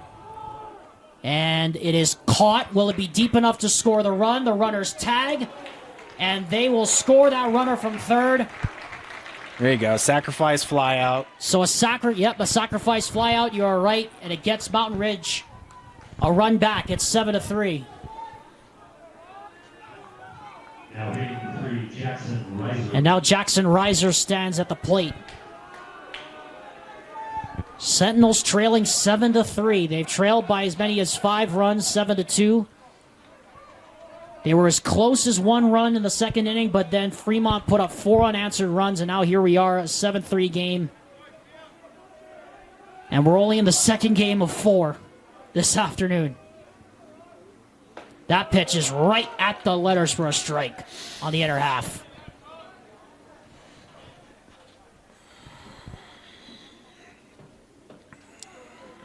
0-1 pitch. That one is about a 48-foot curveball that bounces up to the carpet. And it's 1-1. Remington, Edwards, Austin, Ellis, Cooper, Goff, the next 3 after Reiser. Here's the 1-1 pitch, and that is right down the heart of the plate for strike 2. Good pitch. And so now Marziale 1 pitch away from getting out of this. The 1-2 offering on the way. And that is down low. That gets past the catcher. And the runner's going to score from third. Oh. Did he tag? He did indeed tag. I mean, it looked It like... was close. It was close, though, I will admit. It was close, but the passed ball allows the runner to score. And it is once again a 3-run game, 7-4. Yeah, he definitely slid, with the intention to hit the plate when there was, there's nobody blocking it. The catcher's still behind the plate trying to get the ball, but it looked very close from my angle that he might not have hit the corner of the plate. So 2 runs now have scored in this inning for Mountain Ridge on 2 base hits. 3 balls, 2 strikes the count, and the pitch to Reiser. Ball 4. Well, Fremont gives Mountain Ridge a run and then walks another one onto base. It's not looking good for Fremont as they're letting the game slip away from them a little bit here. But still a lot of baseball left to play. But they've done well in first 4 innings so far. Let's just not see them collapse here. And what did we talk about? That bookmark moment with the runners on second and third. Both runners scored. Yeah. Albeit from a sac fly and a passed ball, but still they score all the same way. 2 unearned runs. Exactly. A run is a run. Marcial throws over to first and back in as Reiser. As Remington Edwards now stands at the plate, we have a righty warming up in the bullpen now for the Mountain Ridge Sentinels. That pitch is caught on and missed. Boy, Edwards was swinging at that with some bad intentions, but couldn't get any of the barrel on it.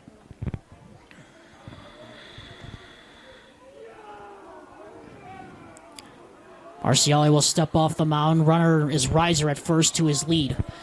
We're just past 4 o'clock p.m. here, local time here in Utah. We just barely started the second game. About 90 minutes ago, that pitch bounces up to the plate. And we could be headed for another dramatic game here this afternoon. Definitely, and I think we're starting to see the fatigue set in for Marzial now as he's put 2 or 3 in the turf the last few pitches. That's up high, 2 balls and a strike. And now he's overcompensating. Yep, and also we want to point out there's nobody up in the bullpen for the Silverwolves, so this is his jam to work out of right now. I mean, it's not really a jam, but in a 7-4 game in just the 4th inning, it feels like it. Yeah, I mean, you just had 2 runs slip through your fingers. That pitch is right there. Good changeup. So at any moment, if you keep putting guys on base, it could end up just being a downhill slide if Marzial isn't able to rein it in here. Got him looking, strike 3! And he made me eat my words immediately. He sure did. What a big-time strikeout of Remington Edwards right there. Edwards didn't like the call. Did he hear? He must have heard me. He must have heard you on that one. As Mountain Ridge gets 2 runs back, it's now a 7-4 ball game. Things getting interesting here in Miller Field. Ready to start top half of the 5th inning here this afternoon and game 2 of our quadruple header here on the Rewind Sports Network. We want to remind you, the Rewind Sports Network and our coverage of the UHSAA Boys Soccer Playoffs continues tomorrow with a quadruple header of semifinals at Zions Bank Stadium as Layton Christian meets Murray and Ridgeline meets Grand Canyon for the right to go to the 4A championship. Meanwhile, American Fork and Bingham and Farmington and Pleasant Grove will face off for the right to go to the 6A final. Coverage starts tomorrow morning bright and early at 9 o'clock a.m. with Alex Napolis and Carson Lance on the call on your home for the UHSAA Spring Sports Championships. KSL Sports Rewind. What a fireworks laden start we've had to the 6A baseball tournament. Corner Canyon upsetting Davis 8-6 earlier this morning. And we could be headed for another dandy here this afternoon in Miller Field. 7-4 is our score between Fremont and Mountain Ridge. Alexander Tumult alongside Josh Dodge. But Josh, this is what you want in a championship situation. You want these kinds of high-stress situations. You want these kinds of high-stress moments. This is what it's all about right here. Oh yeah, it's good baseball, and to see these pitching changes or the at bats that these boys are putting in, it's definitely fun to watch and to be a part of. I'm glad to be here doing this. Grayson Riding remains on the mound to start the top half of the 5th inning for the Mountain Ridge Sentinels. The first pitch is on the way and is fouled back to the screen off the barrel of Jace Hadley. Almost had some friendly fire there on deck. Yeah, Brady Penland is standing literally a few feet away from that foul ball. 0-1 pitch. And that one, that doesn't even get to the catcher. That bounced up maybe in the batter's box. Yeah, Penland had ice in his veins. That foul tip didn't seem to bother him much. It was like Greg Urey earlier for Corner Canyon. As that pitch is down low, 2 balls and a strike. It was the same thing that Greg Urey did earlier. A foul ball came and hit him on the leg on the top step of the dugout. He didn't even flinch. Yeah, I was focused on the view screen of the camera. I didn't see if it actually hit him or not. It did hit him. Okay. It really did hit him, but he didn't even move a muscle. He just said, "What? I take those all the time." Maybe it did hurt, and he just had to hold it together for his team. Didn't want any cracks in the armor seen from his team or anything like that. Maybe. As we have a walk to lead off the bottom half of the top half of the 5th inning here. Brady Penland now will step to the plate here. 8-9-1 for the Fremont Silverwolves here in the top half of the 5th. Looking to advance to play Corner Canyon tomorrow afternoon. Bunt attempt, throw back to first, but Luke Nelson was way off the bag there and had no chance to catch the runner coming back. 7 runs, 6 hits, 1 error on the ledger for Fremont. Another quick throw over to first. Back in is Jace Hadley.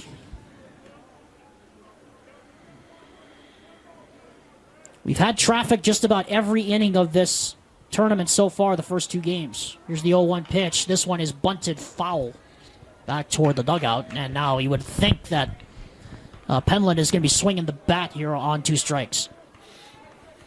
Just a quick note, we do see some action in the bullpen for Fremont as Marziel really struggled to finish out that last inning. Yeah, we got a lefty up in the bullpen now over for Fremont, back behind the cage. 0-2 the count, and the pitch is high and inside. 1 ball, 2 strikes. And we also have a righty up in the bullpen as well for Mountain Ridge. So bullpen's active on both sides of the field. 1-2. Got him!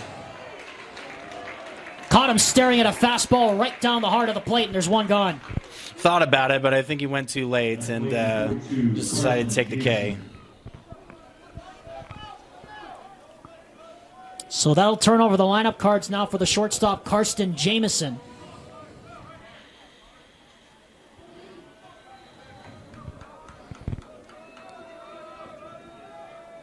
First pitch on the way. Runner goes. Throw down to second. Throw is there! They didn't get him. Slid in just ahead of the tag.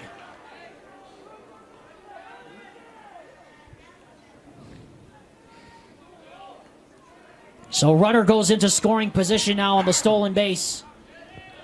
And Brock Whitney is once again out of the dugout here. He may be going over to try to plead his case to the third base umpire.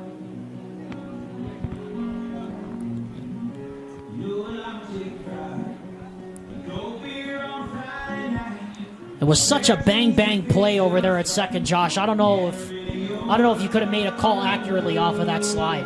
I mean, I definitely can't make a call from up here. I trust the umpire being that close to the bag, but if I had to make a call from up here, I thought that he made the tag and that he was out. But of course, I'm 200 yards away from the bag, so it's difficult to say for sure. And it looks like he's going to stick with his call anyway. Well, Brock Whitney has been, that's the 3rd time we've seen Brock Whitney out of the dugout today to try and argue a call, but all 3 times the umpires have given him a short leash and he has obliged.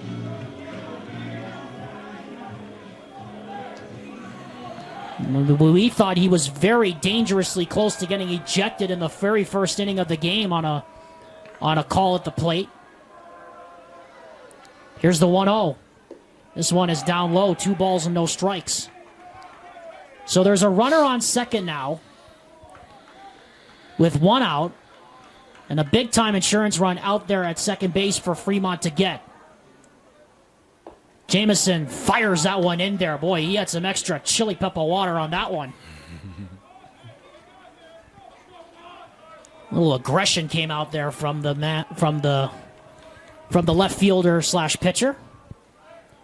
2-1 pitch is chopped on the ground to second, taken on 2 hops, and winged cleanly over to first in time. And there are 2 out, but the runner does advance to third. So Brig Grange now steps in, and this is a big-time spot for Grayson Fielding to get out of, or Grayson Riding rather, to get out of. With 2 out, runner on third, trying to hold that runner and keep his team in it. First pitch is pop foul. That's onto the tarp. That's onto the roof. So that means it's time for another Any Hour Services random roof ringer. We'll get to that after this 0-1 pitch here from Grayson Riding. Here it comes. That is just off the corner. 1 ball, 1 strike. All right, Josh, what do you got?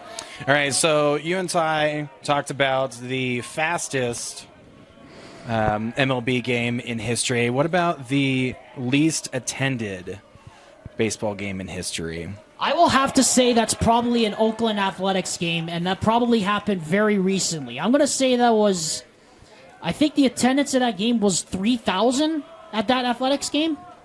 Yeah, I mean, Am I right or am I not? You're not, but to your credit, like it's a pretty dismal, atmosphere for the Oakland A's as they want to keep their team there, but have a change in owner.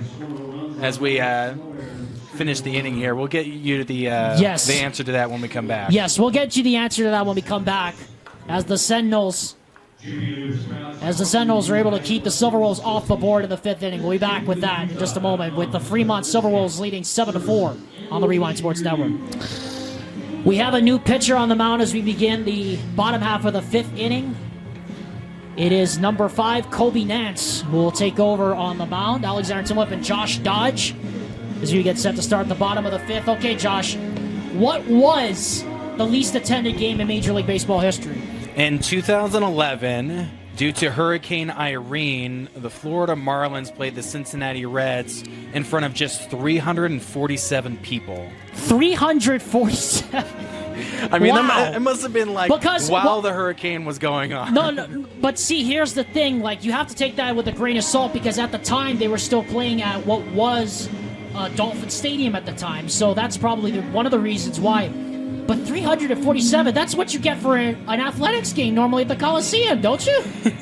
Well, I mean, you mentioned like 3,000 fans, from this past season. I mean, that's still 10 times the amount. That's true. It's still 10 times the amount. That's actually, that's actually what the University of Hawaii could fill their baseball stadium with, that, because the capacity of Les Murakami Stadium is 4,300. They could fill it with that.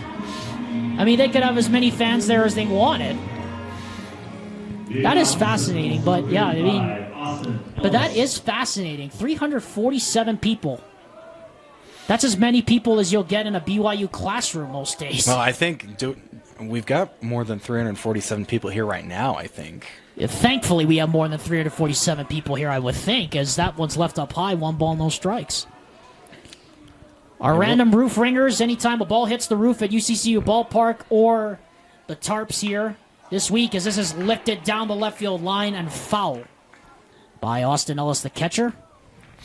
Yeah, you mentioned that we've seen Brock Whitney out talking to the umpires multiple times, and then immediately following his pitcher is able to put a couple of them right down the pipe for strikes.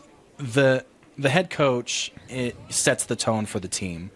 Like when he's hot, his team is going to be hot. And hopefully that doesn't imbalance them and make them, get them off of their game. But it just shows that competitive spirit that, like, hey, this is playoff baseball. Like, right into the dugout. Hello, look out for that foul very, ball. Very lucky that did not hit anybody in that dugout. And they love it. Mountain Ridge loves it. They love the aggression. But the other thing is, too, I mean, you see things like that. You see your coach getting fired up. That makes everybody else get fired up because, the energy carries over. And, we've seen that happen a couple of times as Nance brings down the 1-2. This one is popped up in the air to right. 3 Silverwolves coming over. Who's got this one? Right fielder says, I've got it. He does, and there's one out. I mean, that has a carryover effect to everybody else on your team, Josh. I mean, and you and Ty should know from playing enough baseball that sometimes you need that extra kick in the pants. Oh, definitely. I mean, you know, anywhere from pitching to batting, catching, every position on the field is important, but at any moment you could have an error, you could have, you know, something go wrong in the game that just gets you off, and then it's just a theme and a landslide for the rest of the game. So if you're able to hone it back in, or if your coach is able to kind of shake it out of you, then, you know, you can really compete and you can really make a difference out there. 0-2 the count here as that pitch was swung on and missed. Here's the 0-2 from Nance. Outside corner, just misses to Cooper Goff. 1-2. Yeah, because it's one of the most difficult things in all of sports is to hit a round ball with a round bat, and you got to hit it square. Like that, on the ground to second on 2 hops, picked up, winged cleanly over to first. 2 up, 2 down here for Kobe Nance in the bottom of the 5th. Good contact, just not the right placement. As Tyson Grieve able to wing it cleanly over to Garrett Jones on the 6-3 putout, and there are 2 gone here in the bottom half of the 5th.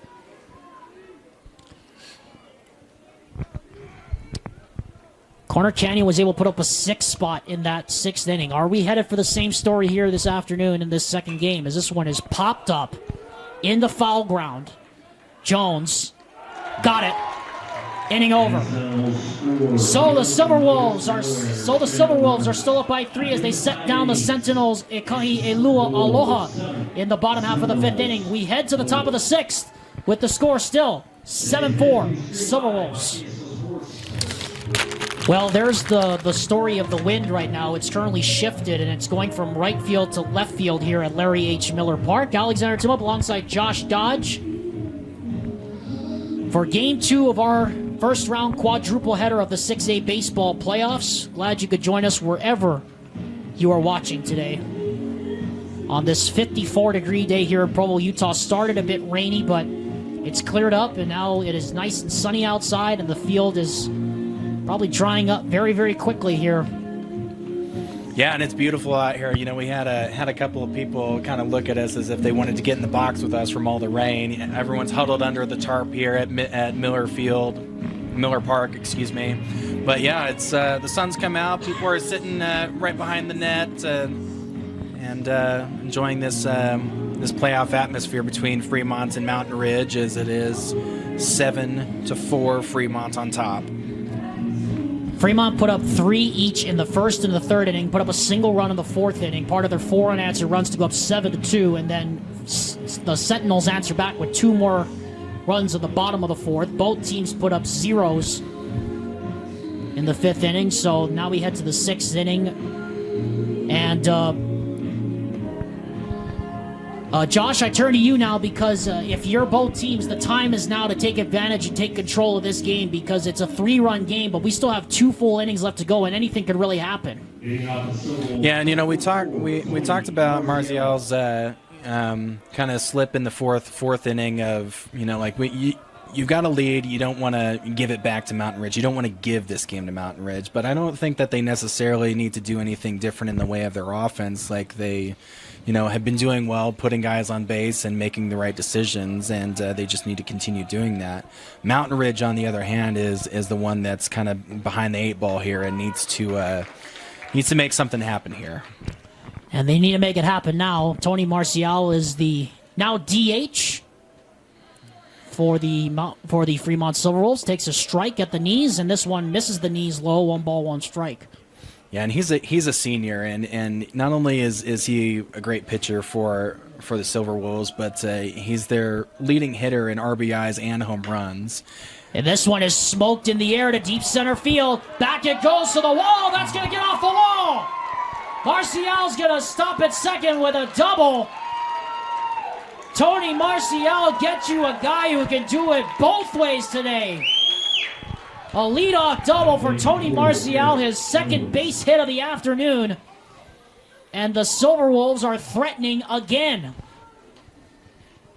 As we're going to have a pinch runner for Fremont out to second base. It's going to be Owen Simpkins, number 21, replacing Tony Marcial, who you have to say, Josh, so far is the front runner for our player of the game. Oh, definitely. I mean, being a two-way player and being really the leader of this team, he's really setting the tone and able to lead these Silverwolves to where they are now, to this three-run lead. Garrett Jones, the first baseman, batting cleanup, now stands in. And nobody home. Nobody home there at second base. Riding tried to step off, and no one was there. That would have been catastrophic, throwing that out to center field. This one is hit in the air off the end of the bat to right, trailing into foul ground, and that is going to fall foul as 3 red shirts get over there, but no one's able to come up with it. Closest one to it was first baseman Luke Nelson. Tried to dive out, but couldn't get to it. Look at the bat just sitting on the plate there. And it just you're right. It's just sitting there. I didn't notice that. Yeah, it was just totally upright. Garrett Jones literally did a standing bat act on the. I wish we had that on camera. I think we do. I'm not sure. I don't. It might be in the bottom of the frame. Yeah. It might have been in the bottom of the frame. Anyway, here's the pitch. And this one misses the bottom corner. 1 ball, 1 strike. Runner in scoring position. Nobody out here in the top half of the 6th. Fremont trying to pull off another big upset here to open the 6A baseball playoffs. This one is hit in the air to right, on a line, and coming in and making the catch is Edwards. Runner will not advance. And there's one out here in the top half of the 6th.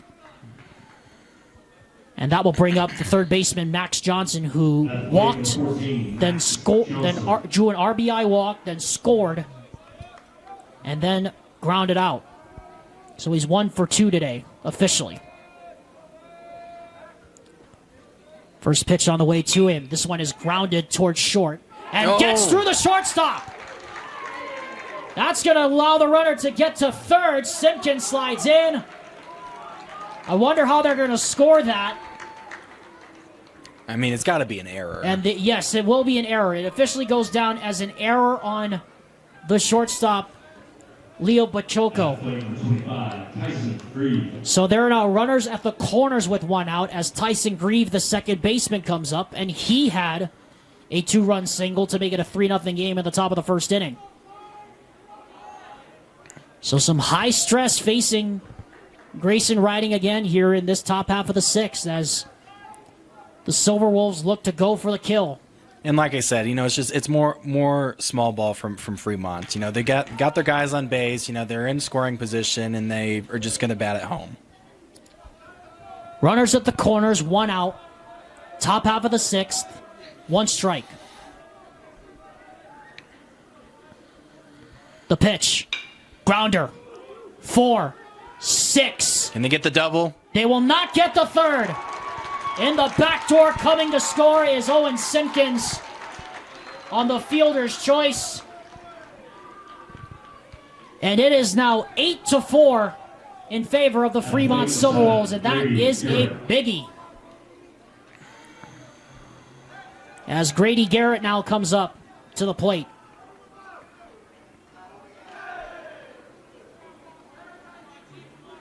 More small ball magic from the Fremont Silverwolves this afternoon. Here comes the pitch from Grayson Fielding. And this goes outside. 1 ball, no strikes. I'd like to remind you, coming up at the end of this game, Josh and I will be talking about our selection for the Heinemann & Associates Player of the Game. Quick throw over to first. Back in is the runner, who in the driver's seat right now is number 44, Tony Marcial, with that great outing on the mound and the 2 doubles he had. This one is outside trying to go pitch out. 2 balls and no strikes. I don't know if any of his teammates are going to be coveting that award away from him, but they definitely have to do a lot of work to do so. Yes, at this point. Especially in an 8-4 game, as that pitch is called a strike on the outer half.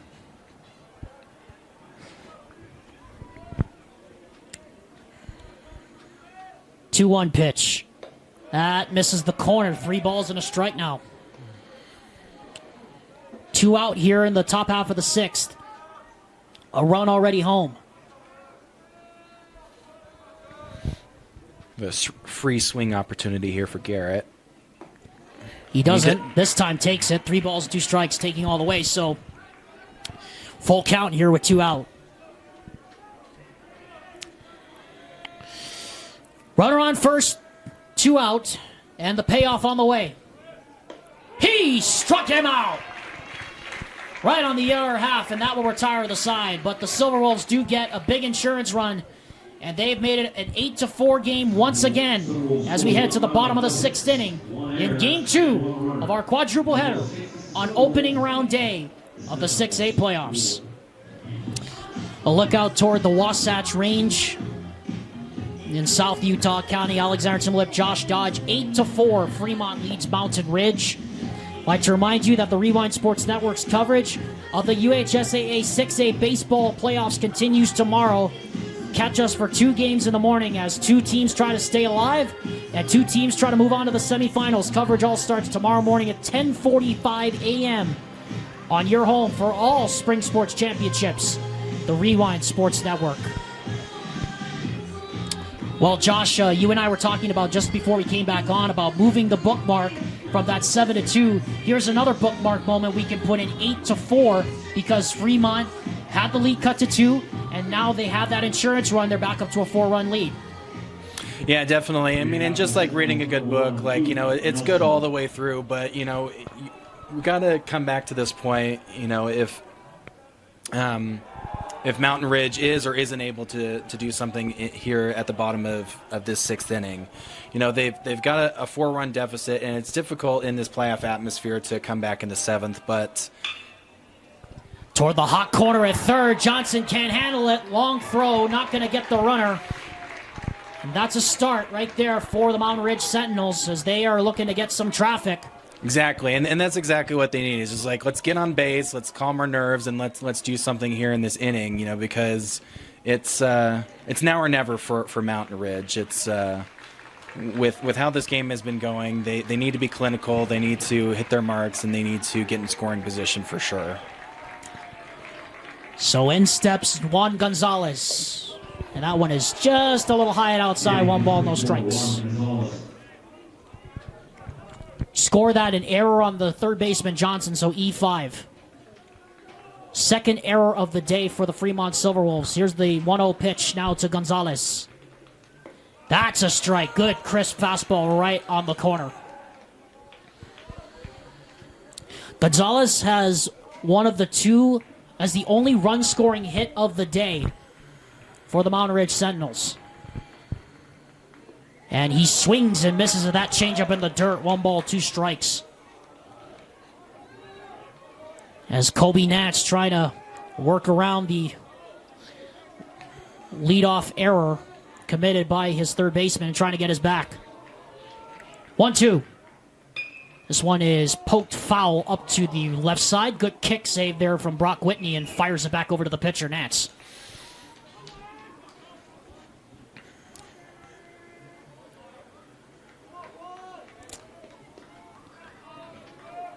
One ball, 2 strikes against Gonzalez. Just missed the low corner. 2 balls and 2 strikes. And the crowd doesn't like that call. Look close to me, but not to the home plate umpire. They're the ones calling the balls and the strikes. 2 balls and 2 strikes now, 2 out. Nobody out. Runner on first, and the pitch. He swings and misses, and he struck him out. That's a biggie. Oh, and we do have a different pitcher on the plate. So up steps now Leo Bachoco to the plate, the shortstop.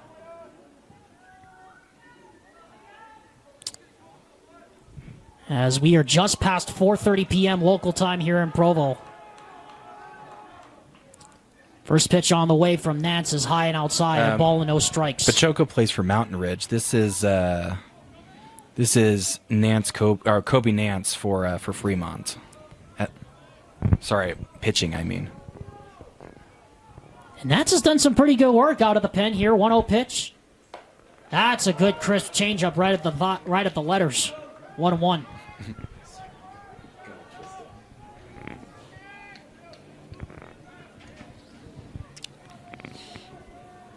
Runner at first is Nelson. And the pitch. This one is chopped weakly up the line, foul. And 1 ball, 2 strikes, now the count. 4 runs, 5 hits, 1 error on the ledger for Mountain Ridge this afternoon.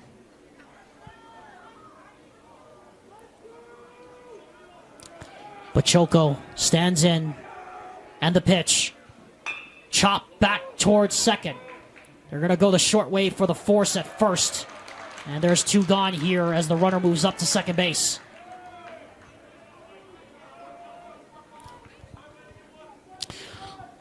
So 2 gone with a runner in scoring position now, and that will bring up the top of the order and Stockton Folks. And we just talked about it, Josh. It's now or never for Mountain Ridge. They got to get this run in.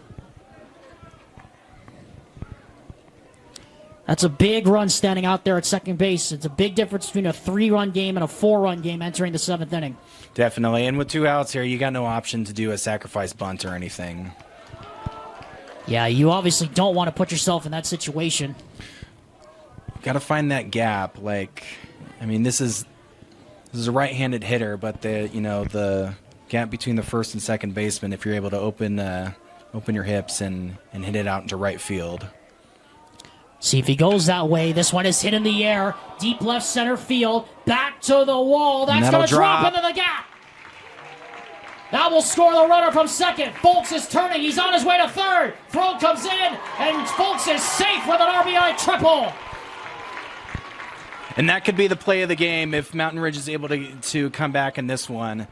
A RBI triple to again put another runner in scoring position for them as they're up against it here at the bottom of the 6th with 2 outs.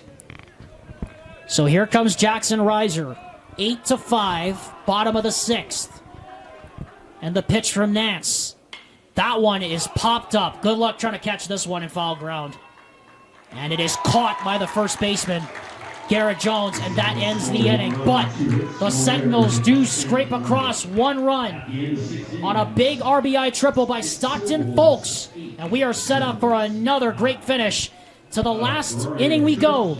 Mountain Ridge and Fremont going down to the wire in Game 2. Well, the ball is now in the Mountain Ridge Sentinels defensive yard as Grayson Ryden goes back to work for his 3rd inning of work in an 8-5 game as the Mountain Ridge Sentinels look to hold this deficit right where it is. For the bottom half of the 7th inning, Alexander Timov alongside Josh Dodge here. Josh, we talked about how all these games outside of maybe the American Fork Syracuse game was a toss-up. We're seeing why right now. This is a big top half of the inning here for this Mountain Ridge defense.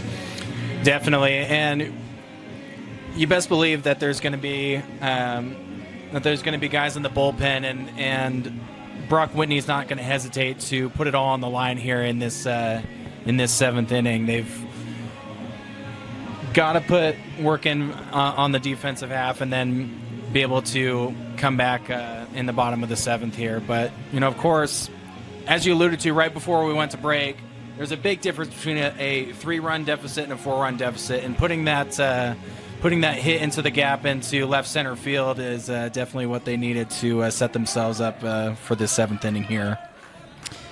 Pinch hitter here for Fremont. It is Stein Taylor, and going into second base, meanwhile, there's a defensive change for the Mountain Ridge Sentinels. Number 21, Owen Simpkins, is now at second base.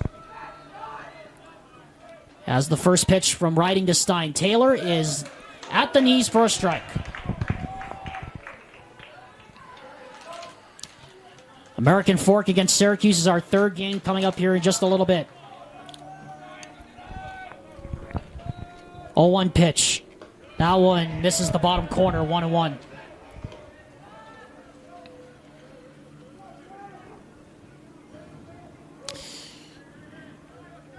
Is there one more swing in the tail this afternoon before we hit the bottom of the 7th?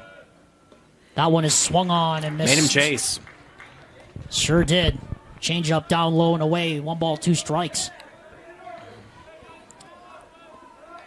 Again, Fremont just can't allow Mountain Ridge to get back into this. He struck him out. Fastball right over the inner half of the plate, and Riding sends Stein Taylor right back where he came from with a strikeout. Hitting number 2, Brady Penland. So here comes Brady Penland now, and I would assume Stein Taylor will likely take over for Jace Hadley in center field in the bottom half of the 7th inning. So a little extra defensive insurance for Fremont on the back end as that pitch misses low. 1 ball, no strikes.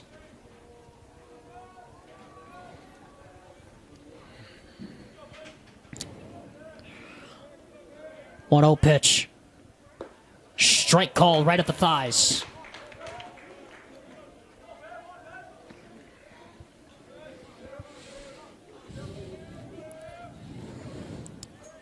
One pitch is foul tipped into the ground, so it is a 1 ball, 2 strike count here against the left fielder Brady Penland.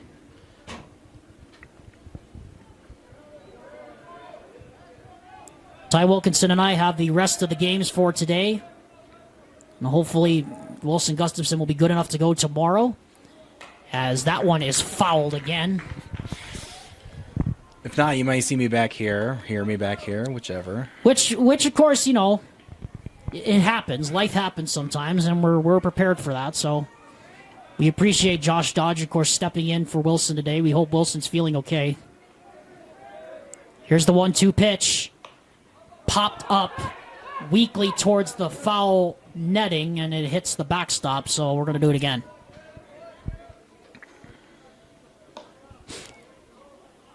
Eight runs, 7 hits, 2 errors on the ledger for Fremont. 5 runs, 6 hits, 1 error on the ledger for the Mountain Ridge Sentinels. Mountain Ridge has put up, Fremont has put up a run in every inning except the 2nd and the 5th. By contrast, Mountain Ridge has put up runs in all the even number innings, as that one just misses the outer corner. 2 balls and 2 strikes.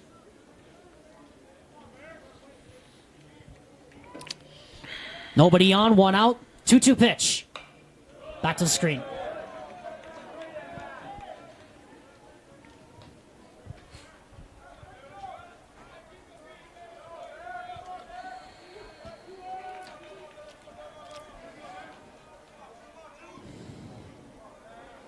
Two pitch. Got him. Digging deep for Riding. Right in on the hands. See, now this is where Fremont's small ball doesn't exactly come into play, because they've got 2 outs and they've got nobody on base. So if they want to put anything on the board here, they're going to have to swing big. And Brock Whitney, meanwhile, is going to make a move, I believe, for the bullpen here as he's coming out to the mound. And Grayson Riding is going to be pulled. So we have a pitching change here for the last batter, potentially, of the top of the 7th inning. Grayson Riding does his job. Now it's up to the others of Mountain Ridge to get it done. They still trail by 3 with 2 out in the top of the 7th. Well, new pitcher on the mound for the Mountain Ridge Sentinels to start the potential last batter here of this top of the 7th inning. There are 2 out and nobody on, with the leadoff man Karsten Jameson now pitching. Yeah, and that's just a fresh arm to really bring the heat to get this last out. You don't want to put anything up to chance here with this game on the line. You want to keep this deficit right where it is for the bottom half of the 7th inning, with Jameson at the plate especially. First pitch on the way is on the corner for strike 1.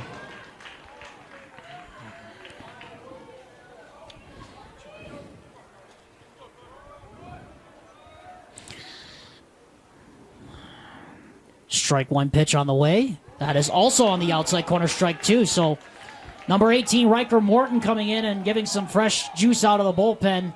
And he's got the Sentinels on their last strike. Or rather, the Silverwolves on their last strike of the inning. 0-2 pitch. And he misses the corner that time, trying to get him to chase. 1 ball, 2 strikes.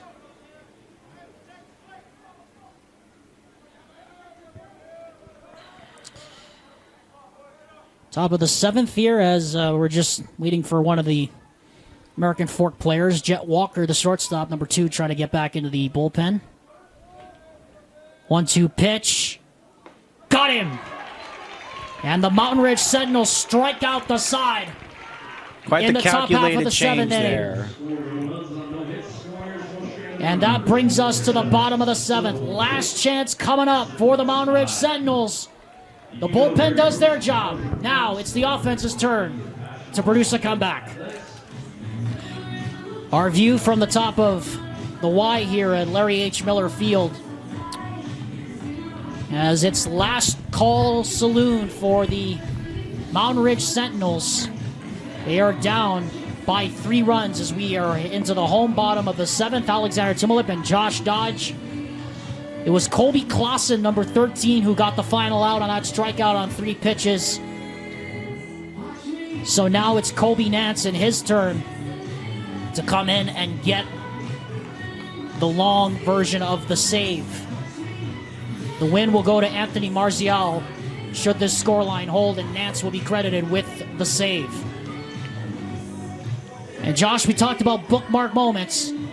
It's a 3-run game now, and this is it.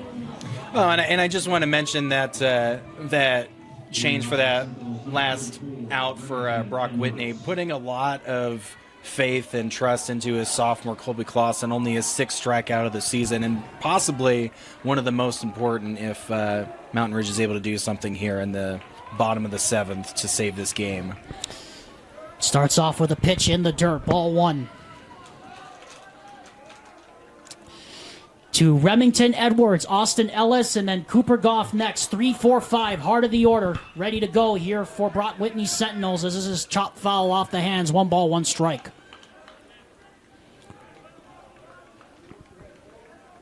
I mean, if it's possible, Colby Nance might upstage Anthony Marzial for the Player of the Game award. That one is up high, 2 balls and a strike, because he has done some great work out of the pen here for the Fremont Silverwolves. Definitely. And their head coach, Garrett Clark.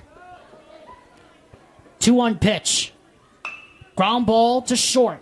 Picked up on the backhand, throw over to first, couple of bounces. Still got the runner. And on the 6-3 putout, there is 1 gone here in the bottom of the 7th. Just 1/3 of the way to advancing.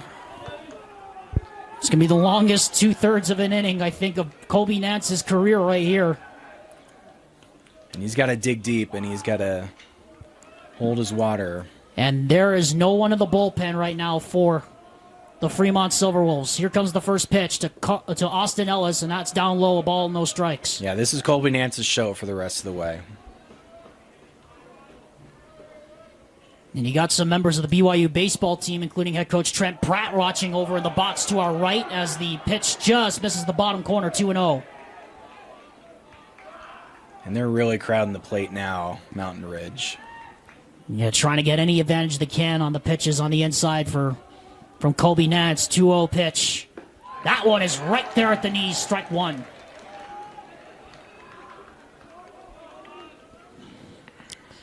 No runners on, 1 out. Next pitch. Fly ball to right, foul over the right side of the line. And into Helaman Halls. 2-2 now. Colby Nance has 4 strikeouts in relief of Anthony Marzial, who has 2 doubles in addition to his strong quality start on the mound. 2-2 pitch is ripped foul up the third base line.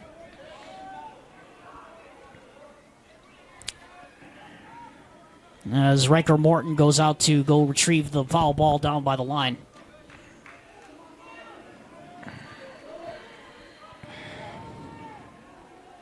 Two-two pitch. High fly ball down the left field line and foul. Was heading for the Big 12 logo out there in left field. Austin Ellis just a little bit out in front of that one. You know, and I have to correct myself from earlier in the game. I had said that Jackson Reiser was Mountain Ridge's leading RBI or leader in RBIs. It is actually man at the plate right now, Austin Ellis, up at bat. And he now has worked the count full. 3 balls and 2 strikes. 8 pitches thrown coming up in this at-bat. As the Fremont Silverwolves try to shut the door, Nats' 3-2 pitch is popped up way high over the tarp. And that's going to hit the roof, so that's another random roof ringer presented by Any Hour that we're going to have as soon as this AB is done.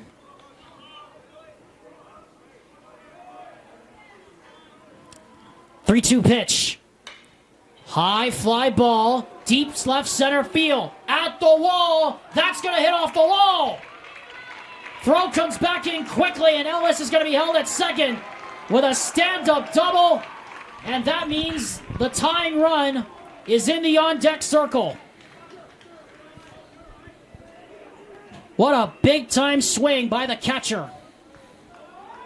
And we're going to have a pinch runner now go out. That's Cannon Honeycutt to replace him. And we're also going to have a pinch hitter for the Sentinels coming up. It's Anderson Decker, who had the 10 strikeout performance on Friday at the mound. Now has a chance to put a big hurt here in the scoreboard. With 1 out here in the bottom of the 7th inning and the tying run in the on-deck circle. First pitch right at the knees for a strike. Quickly, go ahead. All right, got to break the tension here real quick.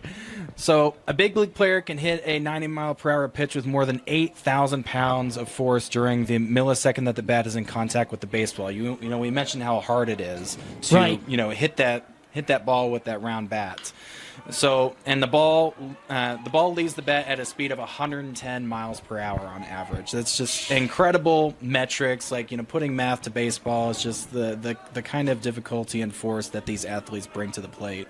A 90-mile, but that's amazing. A 90-mile-an-hour pitch getting hit 110 miles an hour. That's just insanity. Yeah. 0-2 pitch. Got him! Swinging strike 3! And that is a biggie.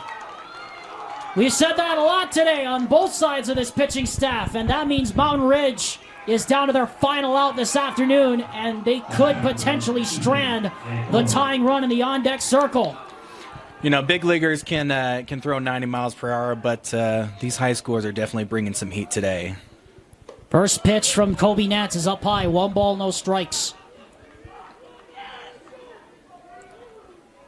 Runner out at second, and the tying run is in the on-deck circle. 2 out here in the bottom of the 7th. That's right there. Strike 1. Kobe Nats just wheeling and dealing right now for the Silverwolves. There's one cold man on the mound. 1-1. High fly ball in the air to center field. Sends the center fielder back, and the Fremont Silverwolves are moving on.